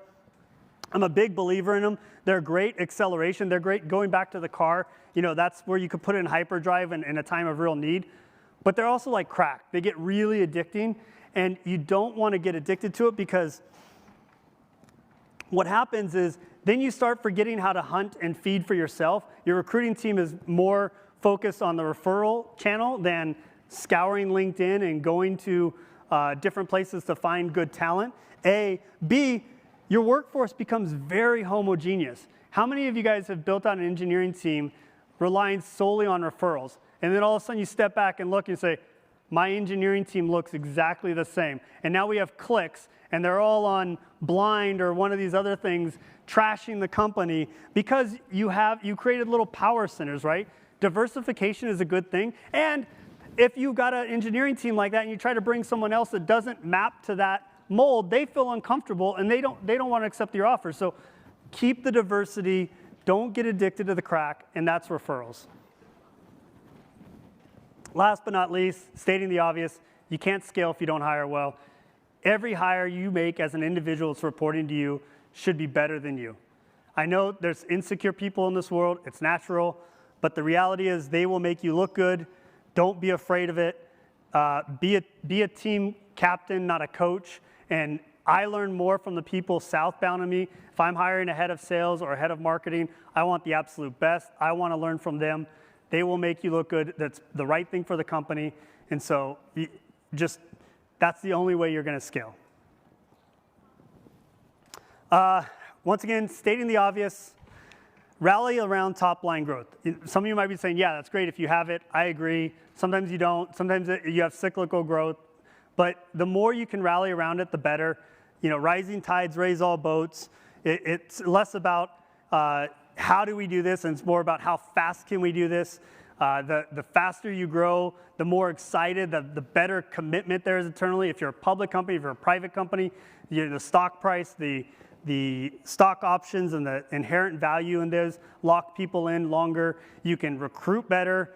I always think, oh, wow, we're a $20 billion, $30 billion market cap company, who's going to be attracted to us now? They're going to think all the growth is there. I thought that when I joined and we were a $3 billion company, right? So it's a lot more people err towards wanting to be on winners than are concerned about how much more growth is left there in the company.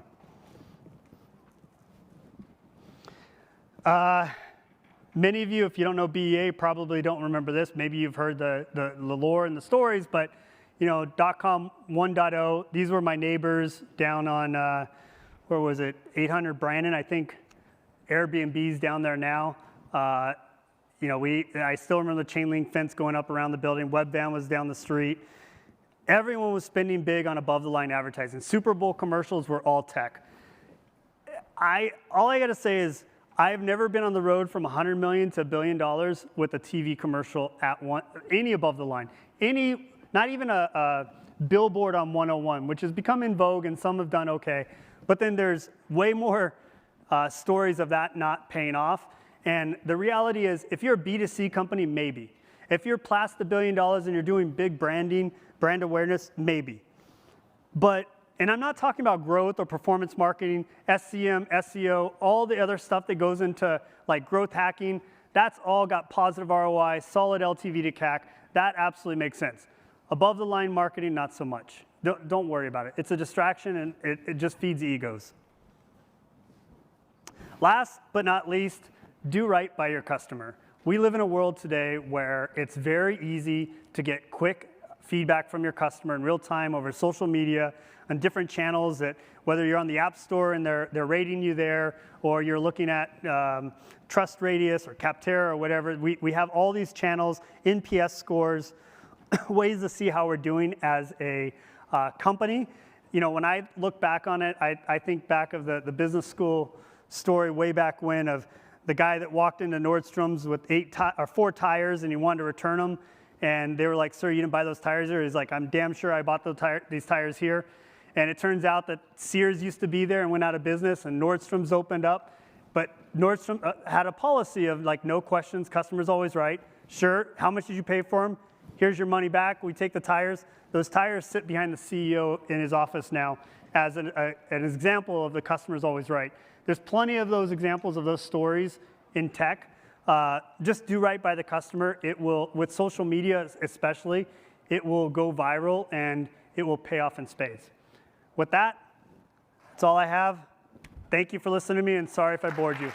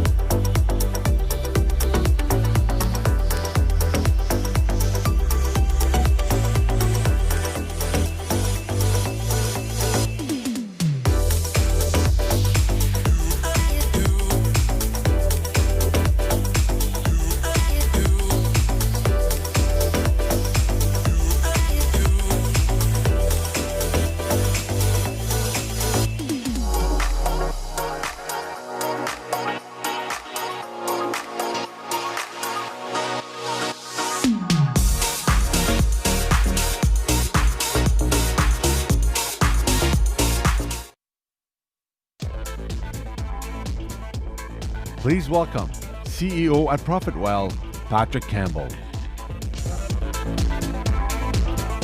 What's up, everybody? Oh, SaaStr. It's good to be back. Well, January 2020, I was having a bit of an existential crisis. And little did I know that a couple months later, there was going to be another existential crisis about the thing that we're not going to talk about, the epidemic all in the room here.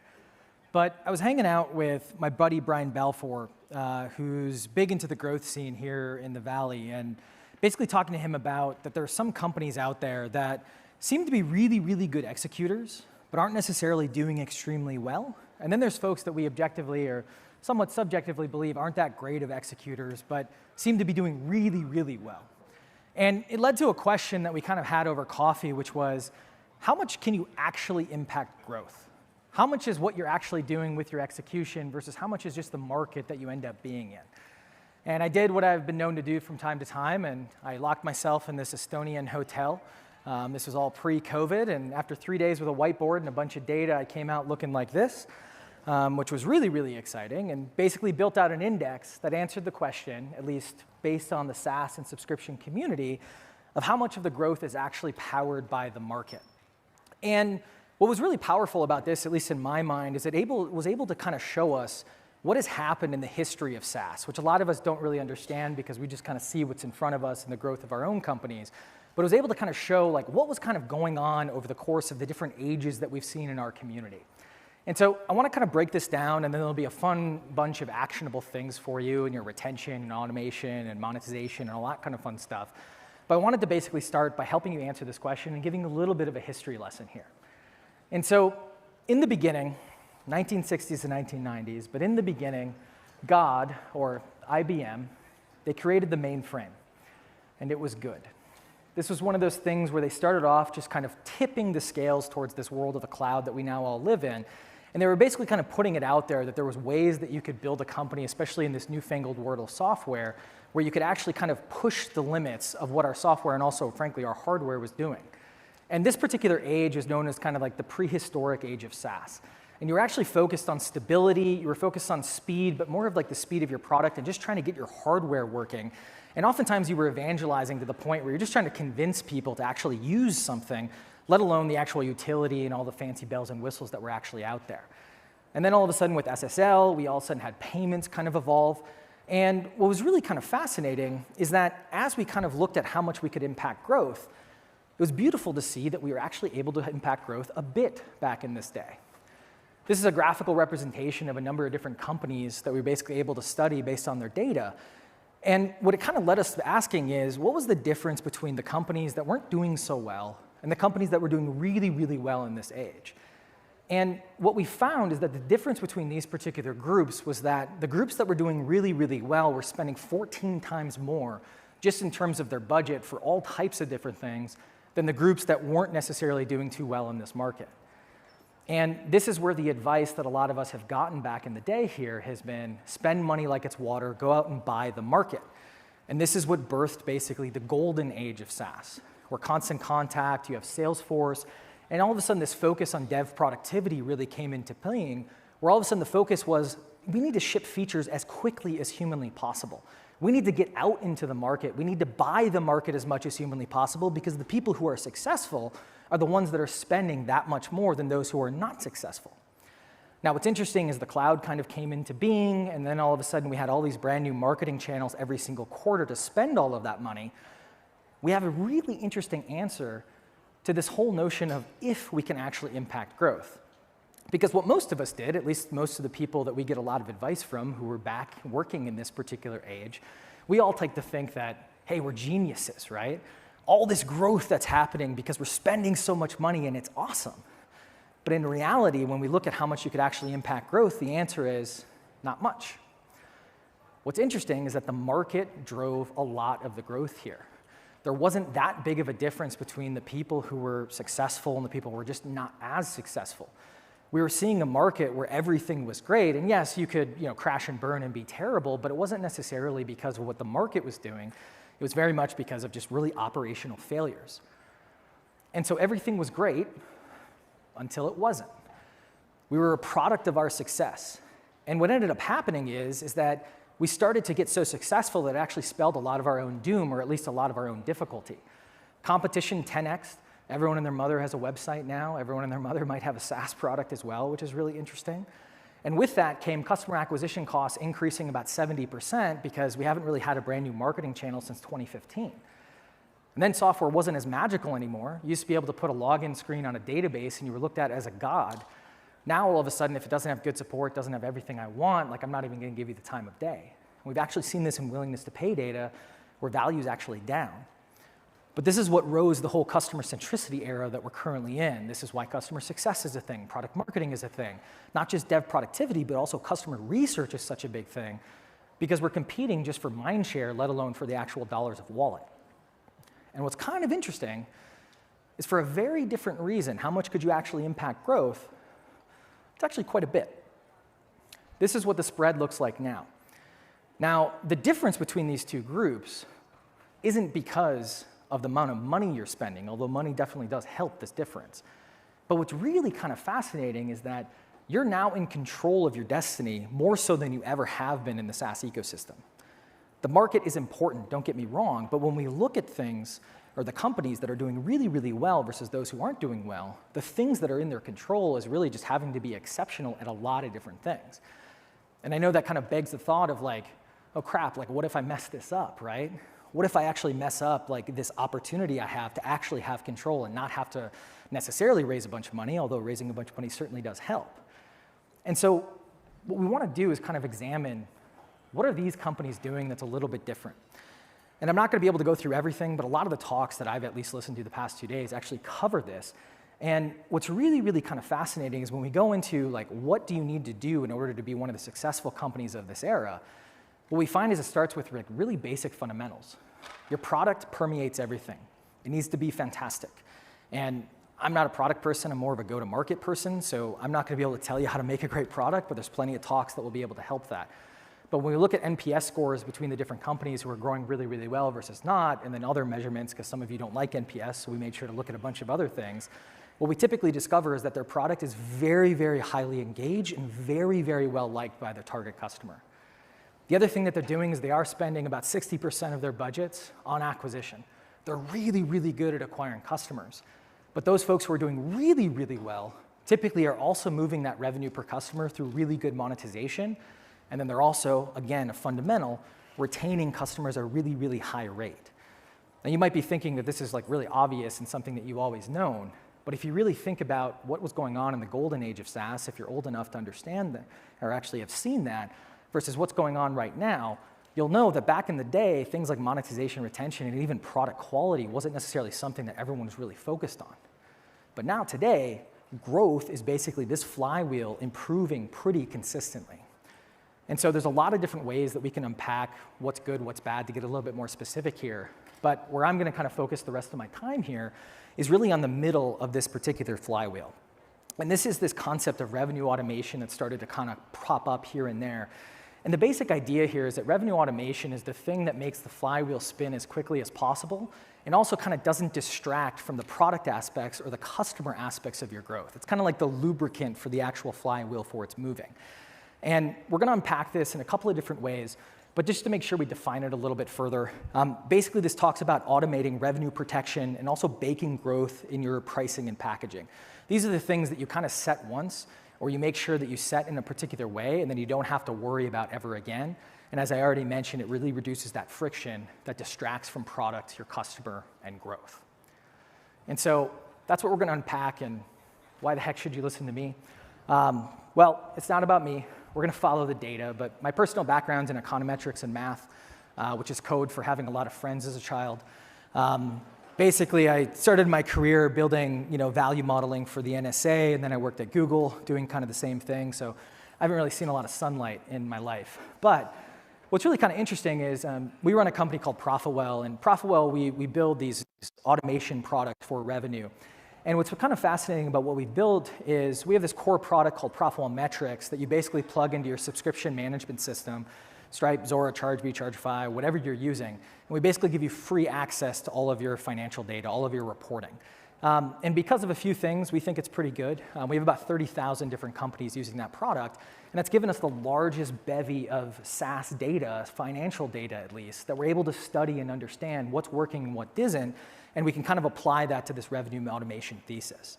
So we're going to jump in, kind of talk through what's going on with not only revenue automation, but the data.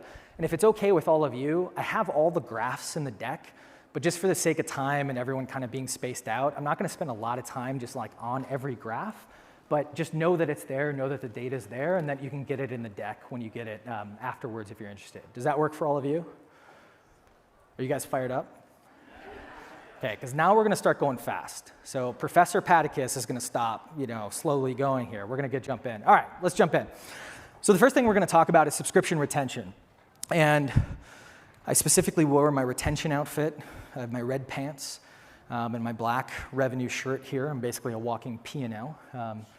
And thankfully, there's a lot more black because of my size here. But anyways, how do we automate retention, right? These dad jokes are for me, just so you know. I don't really care if you laugh or not. But how do we actually automate retention? The first thing is we got to understand how we measure retention. And all of you hopefully know a couple of different calculations for things like churn and retention. But the basic idea is how do we keep customers around longer and those existing customers paying us more money, right? A lot of different ways to measure it. The two core measurements typically are net revenue retention. In the world of SaaS, you got to be over 100%. That's the name of the game. A lot of other folks, typically we're looking at also our user churn or our revenue churn, which is basically a piece of that net revenue retention. Three big parts. You got active cancellations, you have expansion revenue, and you have the sexiest topic in the world, payment failures, okay? Sometimes it's invoice failures depending on the size of your company. But the reason I break this out is because you're probably in a little bit of an embarrassing manner. There's very few of you who understand these three numbers within your business right now. Yeah, you might have like a spreadsheet or a graph, but very, very few of you understand what is the proportion of how bad we are at our expansion revenue versus what's going on with payment failures or even collections failures that are out there. So what I recommend when it comes to like subscription retention, the first thing you should be doing is basically looking at what are those three numbers in your business, because you might be surprised, especially if you look at some benchmarks, you're doing really, really well at active cancellations, but you're just absolutely terrible at expansion revenue and things like that. And then you kind of know where you can kind of dig in. So we're going to start with active cancellations. And we're not going to be able to go through everything, but there's a couple of things that are on this slide that we're going to go deeper on. We're going to focus kind of on the tactical bits, things that you can kind of just implement and do really, really well with. But this really comes down to how do you reduce the number of people clicking that button to say, hey, I want to leave. And the first thing that I think a lot of people miss out on is this whole concept of plan optimization, or as I like to call term optimization. And the basic idea is that those customers who are on longer term plans, 6 months, 12 months, or beyond, they typically churn less, which feels really, really intuitive, right? They have one purchasing decision every 3, 6, 12, 36 months versus one implicit decision that's happening every single month. Now, the problem is that I don't think you realize the gravity of how high the LTV is with these longer term customers. Right now on the data, and I broke this out into some segments, you can look at the graph later, typically you're looking at about 100 to 300% higher lifetime value, and most of the time the variance gets much, much higher. Here's the graph. Here's also a graph of based on your price point, what proportion of annuals that you should have within your business. But the thing that I see a lot of people make mistakes around is that the only time that they ask someone to upgrade to a longer term plan is when that person signs up. And it's kind of like the old dating metaphor where you're kind of asking someone to commit to a longer term, wedding down the road or something like that. When you first met them in that first or that second date, right? And the issue is that one of the best times to get someone to upgrade to a longer term plan, and this all assumes you're doing a self-serve or at least a product-led growth model, is that essentially at that 2 to that 10th month within their life cycle. Because that's where they're actually seeing the value, that's where they're getting exposed to it. And it's actually quite simple to go out and offer a free month. A lot of you are offering way too high of discounts typically for your annual plans. And then just make sure it's a really, really clean experience where they can sign up and then keep the thing moving. And if you set something up like this, it's one of those things where it just pays dividends forever. You can get a lot more sophisticated than just the basic thing that I just set up, but it works really, really well. Now, the other big piece here are win-backs and also triaging those cancellations. Offboarding is not as important as onboarding, but offboarding is one of those things that can be really, really powerful. And what you want to do is that when someone wants to leave, you want to add a little bit of friction. You do not want to hijack your customer and force them to contact you, force them to call in order to cancel the particular subscription. We've actually seen in the data, it's not in this deck, that will actually dramatically reduce your reactivations basically in the next 6 to 12 months. And so that hijacking, that really bad offboarding experience, it creates a really, really bad taste in folks' mouth, and all of a sudden reactivations become super, super problematic, which, it's a good area of growth. So what I want to do is, instead of hijacking them and instead of just letting them leave, I typically want to do a 1 to 2 question survey where I basically ask, one, why are you leaving? But then what a lot of people don't remember is to kind of tap into the psychological phenomenon of senioritis. I actually want to say, hey, why did you like the product, right? I want to remind them that there was some value here. And then based on those 2 particular answers, I can offer up things like salvage offers. Hey, stick around for a free month. You don't have to offer up a free month, but a lot of times there's reasons that people cancel that have nothing to do with you. And all of a sudden, if they're going to cancel and they select, I didn't have enough time to see value, I can offer that free month or a particular discount to stick around, and then that next month they end up sticking around at the full price and so on and so forth. I can offer up things like maintenance plans. This is a really underutilized piece in the world of B2B SaaS. And in B2B SaaS with maintenance plans, you're basically saying, I'm going to hold all of your data. I'm going to hold all of your personalizations. I'm going to hold everything. You can't use the product, but for $10 a month, $100 a month, some kind of token amount, I at least can have you stick around. And then we've all probably heard of pause plans, and then freemium, if you have freemium, putting them down on a freemium tier. And then I'm always okay playing chicken. If they say like, hey, you didn't have this feature, hey, this was this terrible experience, and they're not willing to get on the phone, it's okay to let them go, right? But what's really kind of fascinating is what we found in the data is that you should be able to lower cancellations by 10 to 25% with salvage offers and offboarding. And if you're kind of tracking along in terms of the data, that's a dramatic amount. That's a lot of LTV, and that's a lot of revenue that you're missing out because you don't want to put together a little survey or something like that to kind of like make sure you're moving these people along in the right direction. And here's the data to kind of back that up with some segmentation. Now, the other thing here is don't forget to win back those customers. Almost 90% of awareness, or 90% of growth sometimes is awareness, where you're just trying to make sure that people have heard of you. And a lot of your customers, when they cancel, they're not canceling because of you, they're canceling because a lot of things that are happening in their life. And don't get me wrong, like there's a lot of people canceling because of you, so I don't want you to feel too good about yourself. But there's, depending on the type of business, we see typically a third, if not a little bit more of those customers, it's because their budget dried up, but they'll be back. It's because a project ended, a whole host of things. But you got to ask, right? Here's some copy that's worked for folks who have churned and also folks who have churned delinquent, meaning they no longer paid, but you already have that awareness game, so it's super, super powerful. Sound good? Feel good about active cancellations? We still fired up? Yeah. You're my guy back there. I appreciate you. Let's go! That seems like not something to be too proud of, but okay. Let's talk about expansion revenue. I don't know why, but I think we're scared to ask people to buy more things. And we're not really using the power of our advocates. To give you a little perspective, and I have a deeper report I can send you on this, the best subscription companies out there, and best SaaS companies, I can define it a little bit further, they typically have about 20% or more of their new revenue each month coming from their existing customer base. This is where you get the beautiful greater than 100% net revenue retention, all that kind of fun stuff. Most of you, it's under 10%, and most of you, it's like 3 to 0%, because you're not doing anything and you don't have any way for that person to upgrade. Now, in terms of things that you can do, some more tactical bits here, add-ons. Add-ons are the most underutilized aspect of any subscription or SaaS pricing model.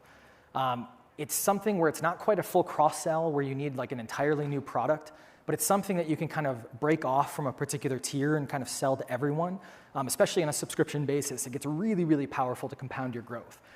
We did a study where we compared those customers who had at least one add-on to those customers who had no add-ons, and basically those customers with add-ons had about 20 to 50% higher lifetime value. And this was not only because they were paying you more, but also because they stuck around longer, because they were more ingested into your brand and more ingested into your product, which is really, really powerful. Now, the other thing, and I saw a couple people talk about this, but I think it's something that you should realize a lot earlier in life cycles than most SaaS companies, is that the future of growth is really looking like multi-product. So this is not just like an add-on like priority support or analytics. This starts to mean kind of like the HubSpot model where you sell marketing automation, then you sell a sales CRM and so on and so forth. fully featured products. And the reason for this is that we've all discovered that basically you just grow faster by selling more stuff, right? Which is a really easy concept to understand, but really, really difficult to execute. Typically, multi-product companies are growing at about 30 to 50% higher rates.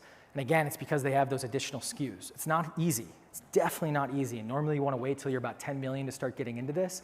But it is one of those things where this is where, when dev productivity has kind of reached a really, really good clip for most of us, you want to be able to ship more things and more SKUs, and you want to start with add-ons, and then eventually get into multi-product. Now, in terms of the next topic, this is my favorite topic, value metrics. Value metrics are what you charge for. Basically, you can charge per user, per 100 visits, per 1,000 whatsits, whatever you're kind of selling. This is the thing that if you kind of get everything else wrong, this is the thing that'll save you, okay? But only about 50% of SaaS companies right now are pricing in this manner. Most of you are actually, or just under most of you, are actually pricing on very feature differentiation. Now, why is this so powerful? Well, it's growth, right? It's just really, really powerful growth. Light green here are those who are using value metrics. Dark green, those folks who are using feature differentiation. And where this growth comes from is typically cancellations are much, much lower. You're normally seeing much less churn because people are downgrading because they aren't using that 10th seat or that 11th seat. But they're not necessarily canceling because they're actually getting what they pay for. And the other aspect of this, and here's the data that backs it up, the other aspect of this is that the expansion revenue is much, much higher. Instead of me having to convince you, like, hey, you know this feature that you want? You're going to have to like upgrade to get that particular feature, so I have to like resell you on it. Instead of doing that, it's just like a very basic conversation where I go, hey, you're using an 11th seat. Amazing. Congratulations. You're growing. That's awesome. We're just going to bump you up to the next tier, and if there's an issue, just let us know, right? It's a very different conversation, and what we notice is that expansion revenue is typically about double for those using pricing and value metrics. And I'm going to be a little bit of a tease and not go deep into how to actually do and figure out your value metric because it would be an entire talk, and they're already mad that I have too many slides, so I'm just going to keep going. Sound good? All right. I can say screw 'em if you want. No, I'm just kidding. I can't do that. All right. Next topic. Whew. Sexiest topic in the world. Credit cards. Who here has a credit card? Most of you are lying. You all have credit cards. Here's the problem. Or here's the opportunity, I should say. There you go. Marketing. Opportunities, not problems. Okay, here's the opportunity. Credit cards are mechanical devices subject to failure, okay? There are 130 different reasons why a credit card fails. We are going to go through every single one right now. I'm kidding, we're not going to do that. But here's the thing. This is the single largest bucket of lost customers if you are a credit card-based business. If you're doing pure invoices, it's probably closer to about 5 to 10%.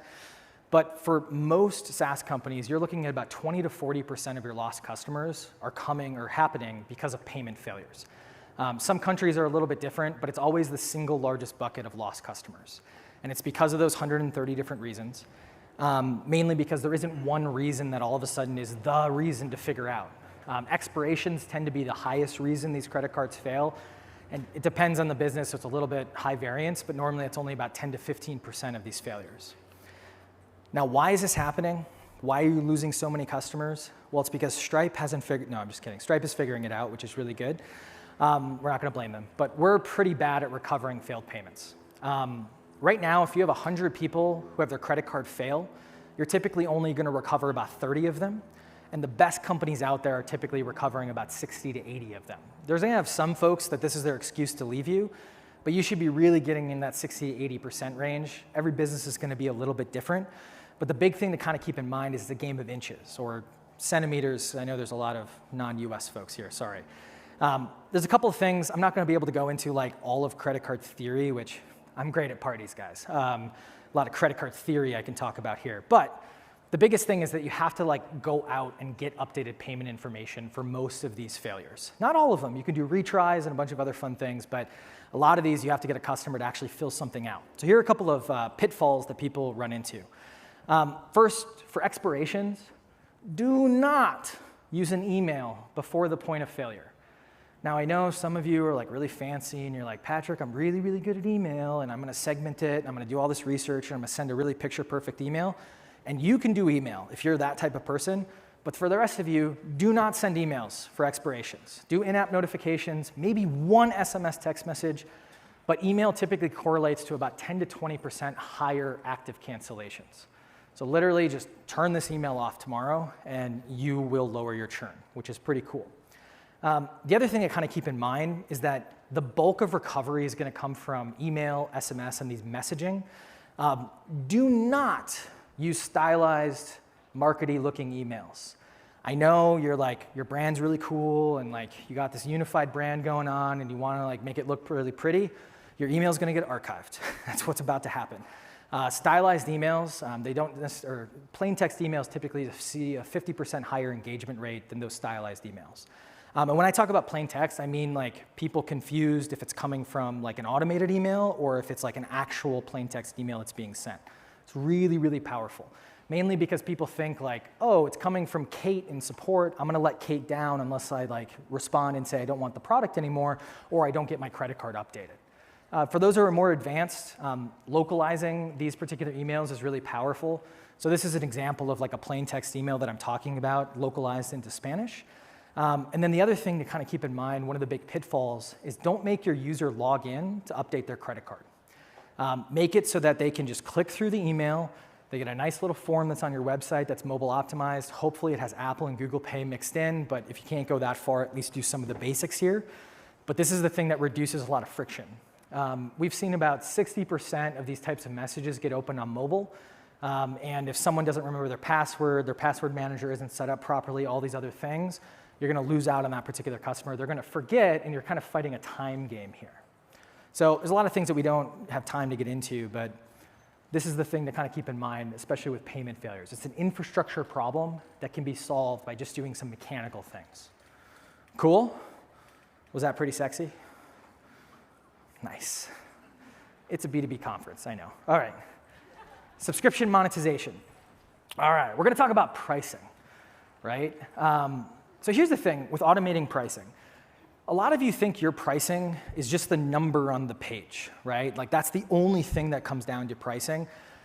What we've found with those companies who are doing really, really well, their pricing is actually more than just the number. It's all these different things that they're experimenting on a quarterly basis. So one quarter, they might do things like price localization, which we'll talk about in a second. The next quarter, they're going to do and figure out their add-on strategy. The quarter after that, they're going to readjust their value metric. That's a really big thing that those companies who are doing really, really well, they're changing something about their pricing every 3 months. And some that are doing really, really well and very fast, they're changing something about their pricing every month. Not the number, but other things around the number. Really, you can only raise prices probably once, but every year or so, unless you're really moving quickly. So there's a lot of other things you can kind of change about your monetization. So the big thing here, we already spoke about value metrics. Value metrics, again, if you get everything else wrong, especially when it comes to your pricing, but you get your value metric right, not even the level of value metric, just like, is it users, is it views, what is it? You can probably be pretty okay. This gives you a 1-2 punch, not only with your pricing, but also with your retention, which is really, really powerful. The other thing we talked about was add-ons. Add-ons, this is really applicable not only for retention, but it's also extremely applicable to the world of monetization. And then the other thing that I just kind of mentioned is that price localization is a really good starter project if you're a larger company that has about 20% of your core base outside of your home region. It's a good starter project because it forces you to get your billing system in order. It forces you to like go through the politics of changing something about your pricing, which even if you have the best culture in the world, there's going to be plenty of politics. Pricing typically sits at the kind of precipice of uncomfortable and important. And whenever you have something like that, like religion, politics, pricing, normally it can get really controversial and fun. And so it's one of those things where this is a good way to start. To give you some numbers as to why this is really powerful, localization typically increases your revenue per customer by about 10 to 20%. What you're looking at here is on the far left, you're essentially seeing no localization. One click up, you're seeing cosmetic localization, so just making sure that the currency symbol is properly set up. And then the rest of the lines are basically companies that are doing actual region-based localization. So they have the US price at $100, and then the effective price in the UK is $150. And the reason this works is because we all have different willingnesses to pay depending on the density of the market. In this particular graph, you're basically seeing what you should be priced relative to the United States if you weren't going to collect data. You should collect data because there's really high variance, but basically what we see, and this controls for VAT and it controls for exchange rates, normally the willingness to pay is about 30 to 40% higher in the Nordics, 40 to 50% lower in places like Southeast Asia relative to the US. But you normally won't see like the order of this change, but you might see the variance of this change. And that's why you should kind of do this as an initial project. The next thing we're going to talk about is freemium. Who's excited for that? Who hates freemium? I know you exist. There we go. Love you. Okay. I used to hate freemium. Some of the earliest blog posts we wrote at ProfitWell, I was like, F freemium. Freemium sucks. It was back in my immature founder days. They're still here. But freemium is a really, really big thing that I think you're all going to have to at least debate in the next 5 to 10 years. And the TLDR as to why is because you have all this density going on in the market, and assuming you're selling to someone that is swiping out a credit card, or even someone that's like hard to get in front of, even from an enterprise sales perspective, the best content you can have is an actual product that they're going to actually use, and they're going to actually be nurtured from a lead perspective based on a product that's pretty good. Now, the other thing you gotta keep in mind here is that a lot of other people don't realize the power that freemium has relative to not using a particular freemium model. To give you some numbers here, customer acquisition costs for those customers that become paying customers from a freemium plan, it's typically about 50% less than those who came in through a traditional sales process or a traditional landing page structure. And it's pretty powerful. Now, this CAC is going up over time, but it is one of those things where those customers coming in through free can be really powerful, especially if you look at them on a cohort basis over time. The other thing that's really powerful, retention for these customers once they're paying is much, much better. And the reason is that essentially you're putting the onus of conversion on a customer understanding and falling in love with your product rather than some artificial sales process or an artificial timeline of some sort of free trial.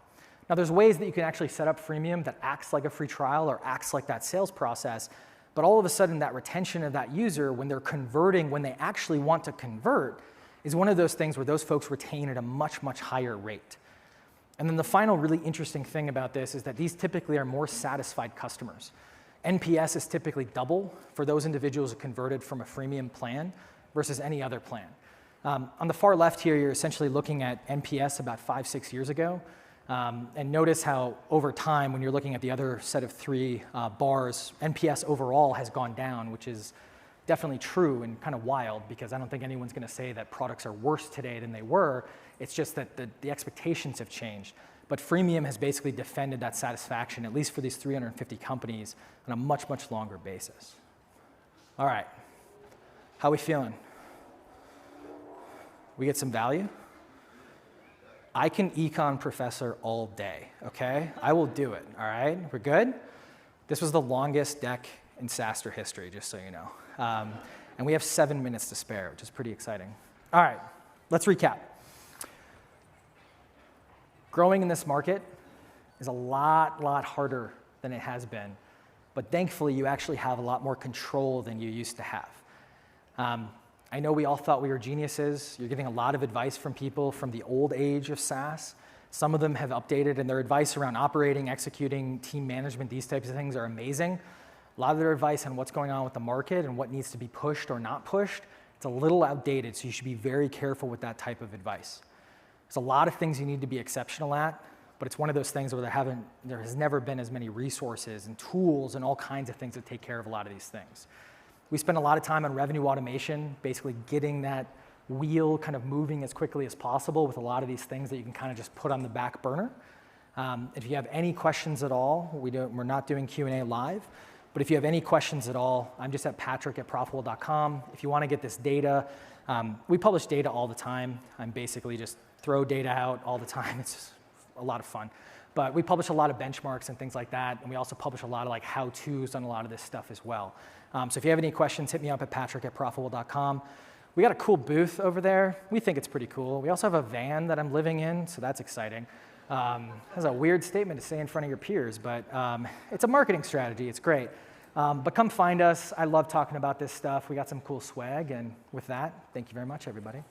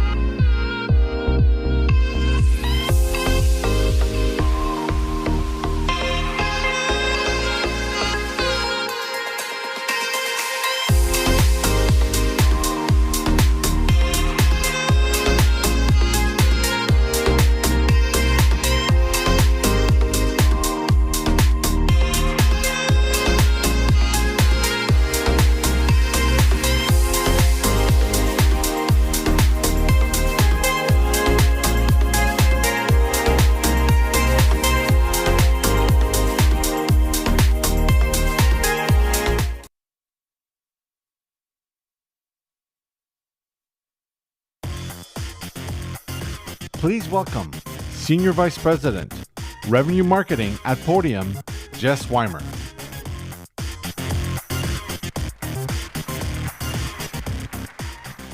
Hello, everyone. So glad to be here with you today. If you were here for the last session, I do not have jokes like that, so sorry. This will not be funny, but hopefully very informative. Just as a backdrop of this talk, demand generation, a topic that is really near and dear to my heart, has really evolved over the last decade or so, and to the point where it somewhat tends to operate in a silo.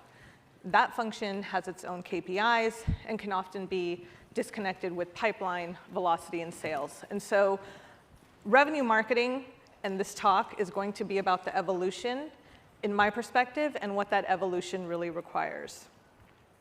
So my controversial statement is really that demand generation is antiquated. And this is really because marketers' purpose has evolved over the last couple decades, where we need to start leaning in more to beyond top-of-funnel metrics and looking at that in isolation and really leaning in to partner with sales to create that pipeline and velocity.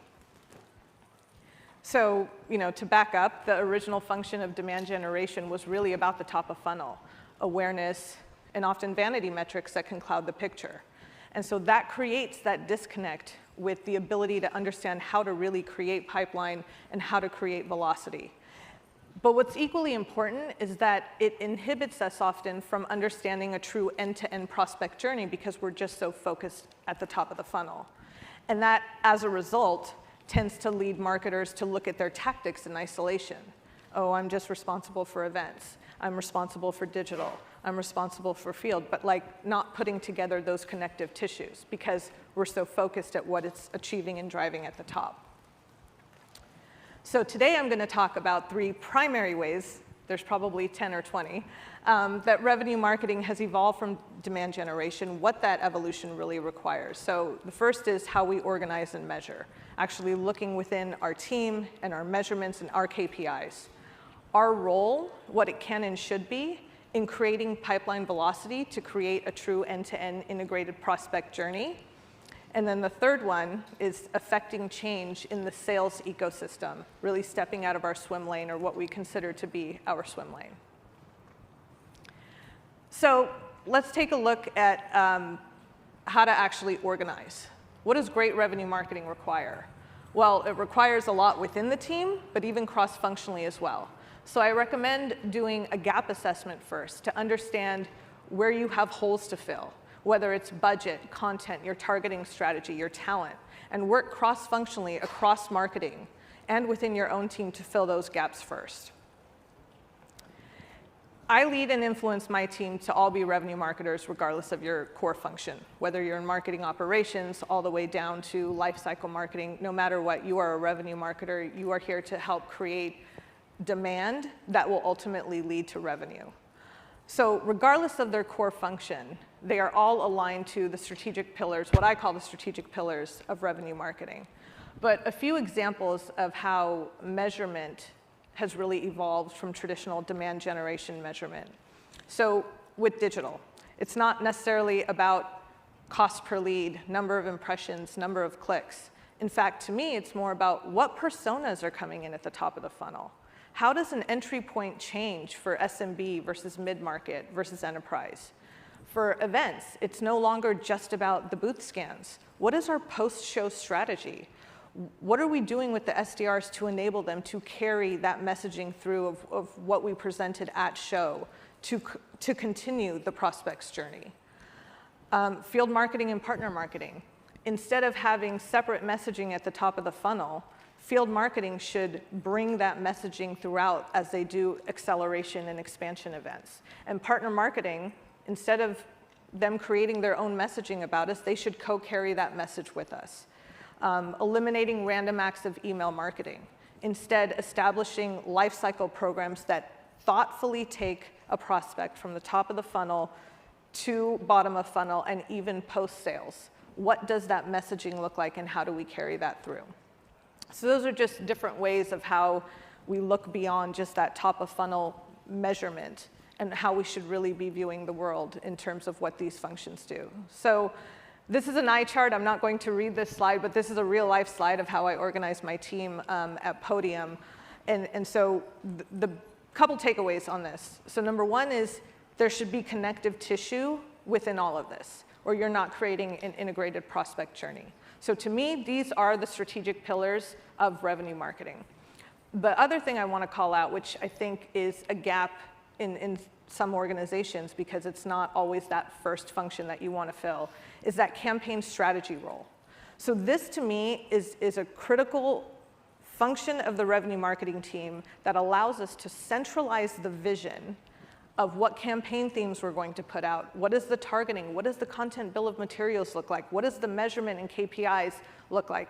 There is a strong partnership with product marketing that is required to achieve what is needed out of this campaign strategy function, and then it basically informs all of your orchestration pillars. So that's how we eliminate some of the random acts of marketing, and that's how we bring together that connective tissue, because it's all centralized on that campaign strategy that you put together with goals and measurement, et cetera. So, oh, sorry. There we go. All right, so whether you have an ABM approach or wide net fishing, the real success to me of revenue marketing is when you can actually take action on your tactics as a result of your learnings to actually generate and increase how you generate pipeline. And the measurement really goes beyond volume. Again, it's not just about the top of the funnel. It's about volume, velocity, and conversion. And I know that's no secret. A lot of us know that it is about volume, velocity, and conversion.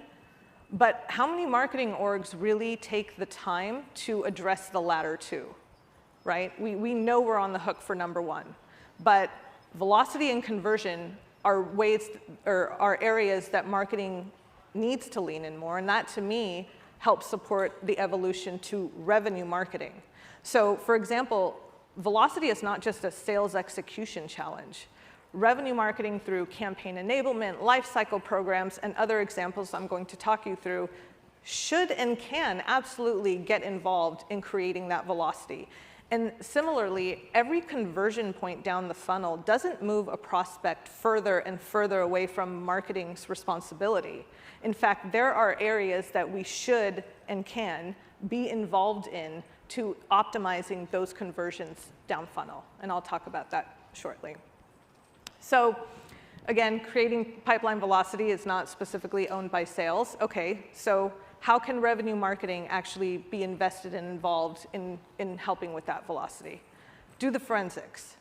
Step out of your swim lane. It's not about our day-to-day programs. Yes, we're executing channels, we're pulling levers, we're driving that top of the funnel volume, but there is forensics to be done to understand what is happening as we approach creating opportunity and as post-opportunity as well.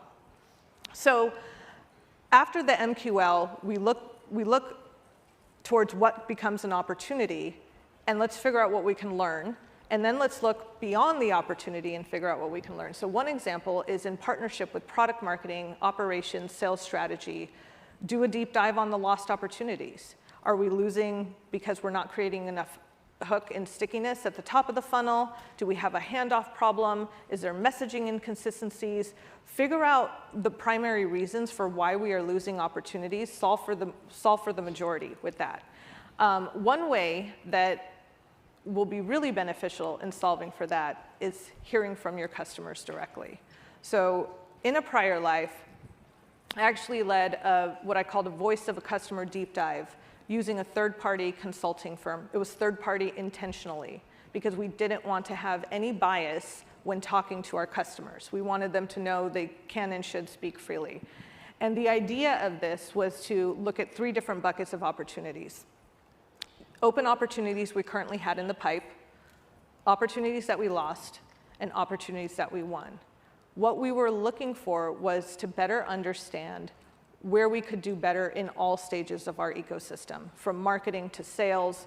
Why were we losing? Why did people choose us? How do we understand active demand versus latent demand? How do we close the gap on long gestation cycles? There was a lot we knew we wanted to learn, and so we took these 3 buckets to conduct these interviews. And we learned a lot. The thing that surprised me the most is I knew there was going to be feedback that came back on our sales execution and changes we need to make in process and things like that. But there was a lot that informed marketing. And now we had to step out of our swim lane again and say, OK, so now we have these learnings. What are we going to do on top of our day-to-day programs to create change and change how we're doing this so that we actually have made use of these learnings? And so what I'm showing here now are different categories of the feedback and themes that came back from this exercise.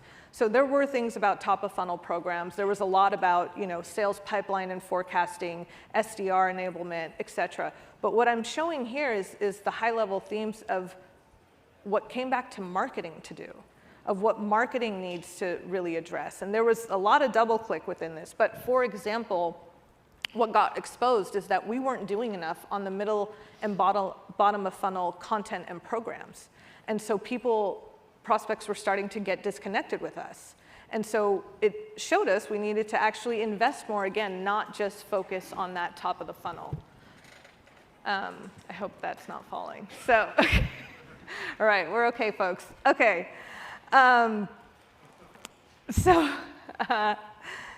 OK, so key takeaways, it's really all about our operating rhythm.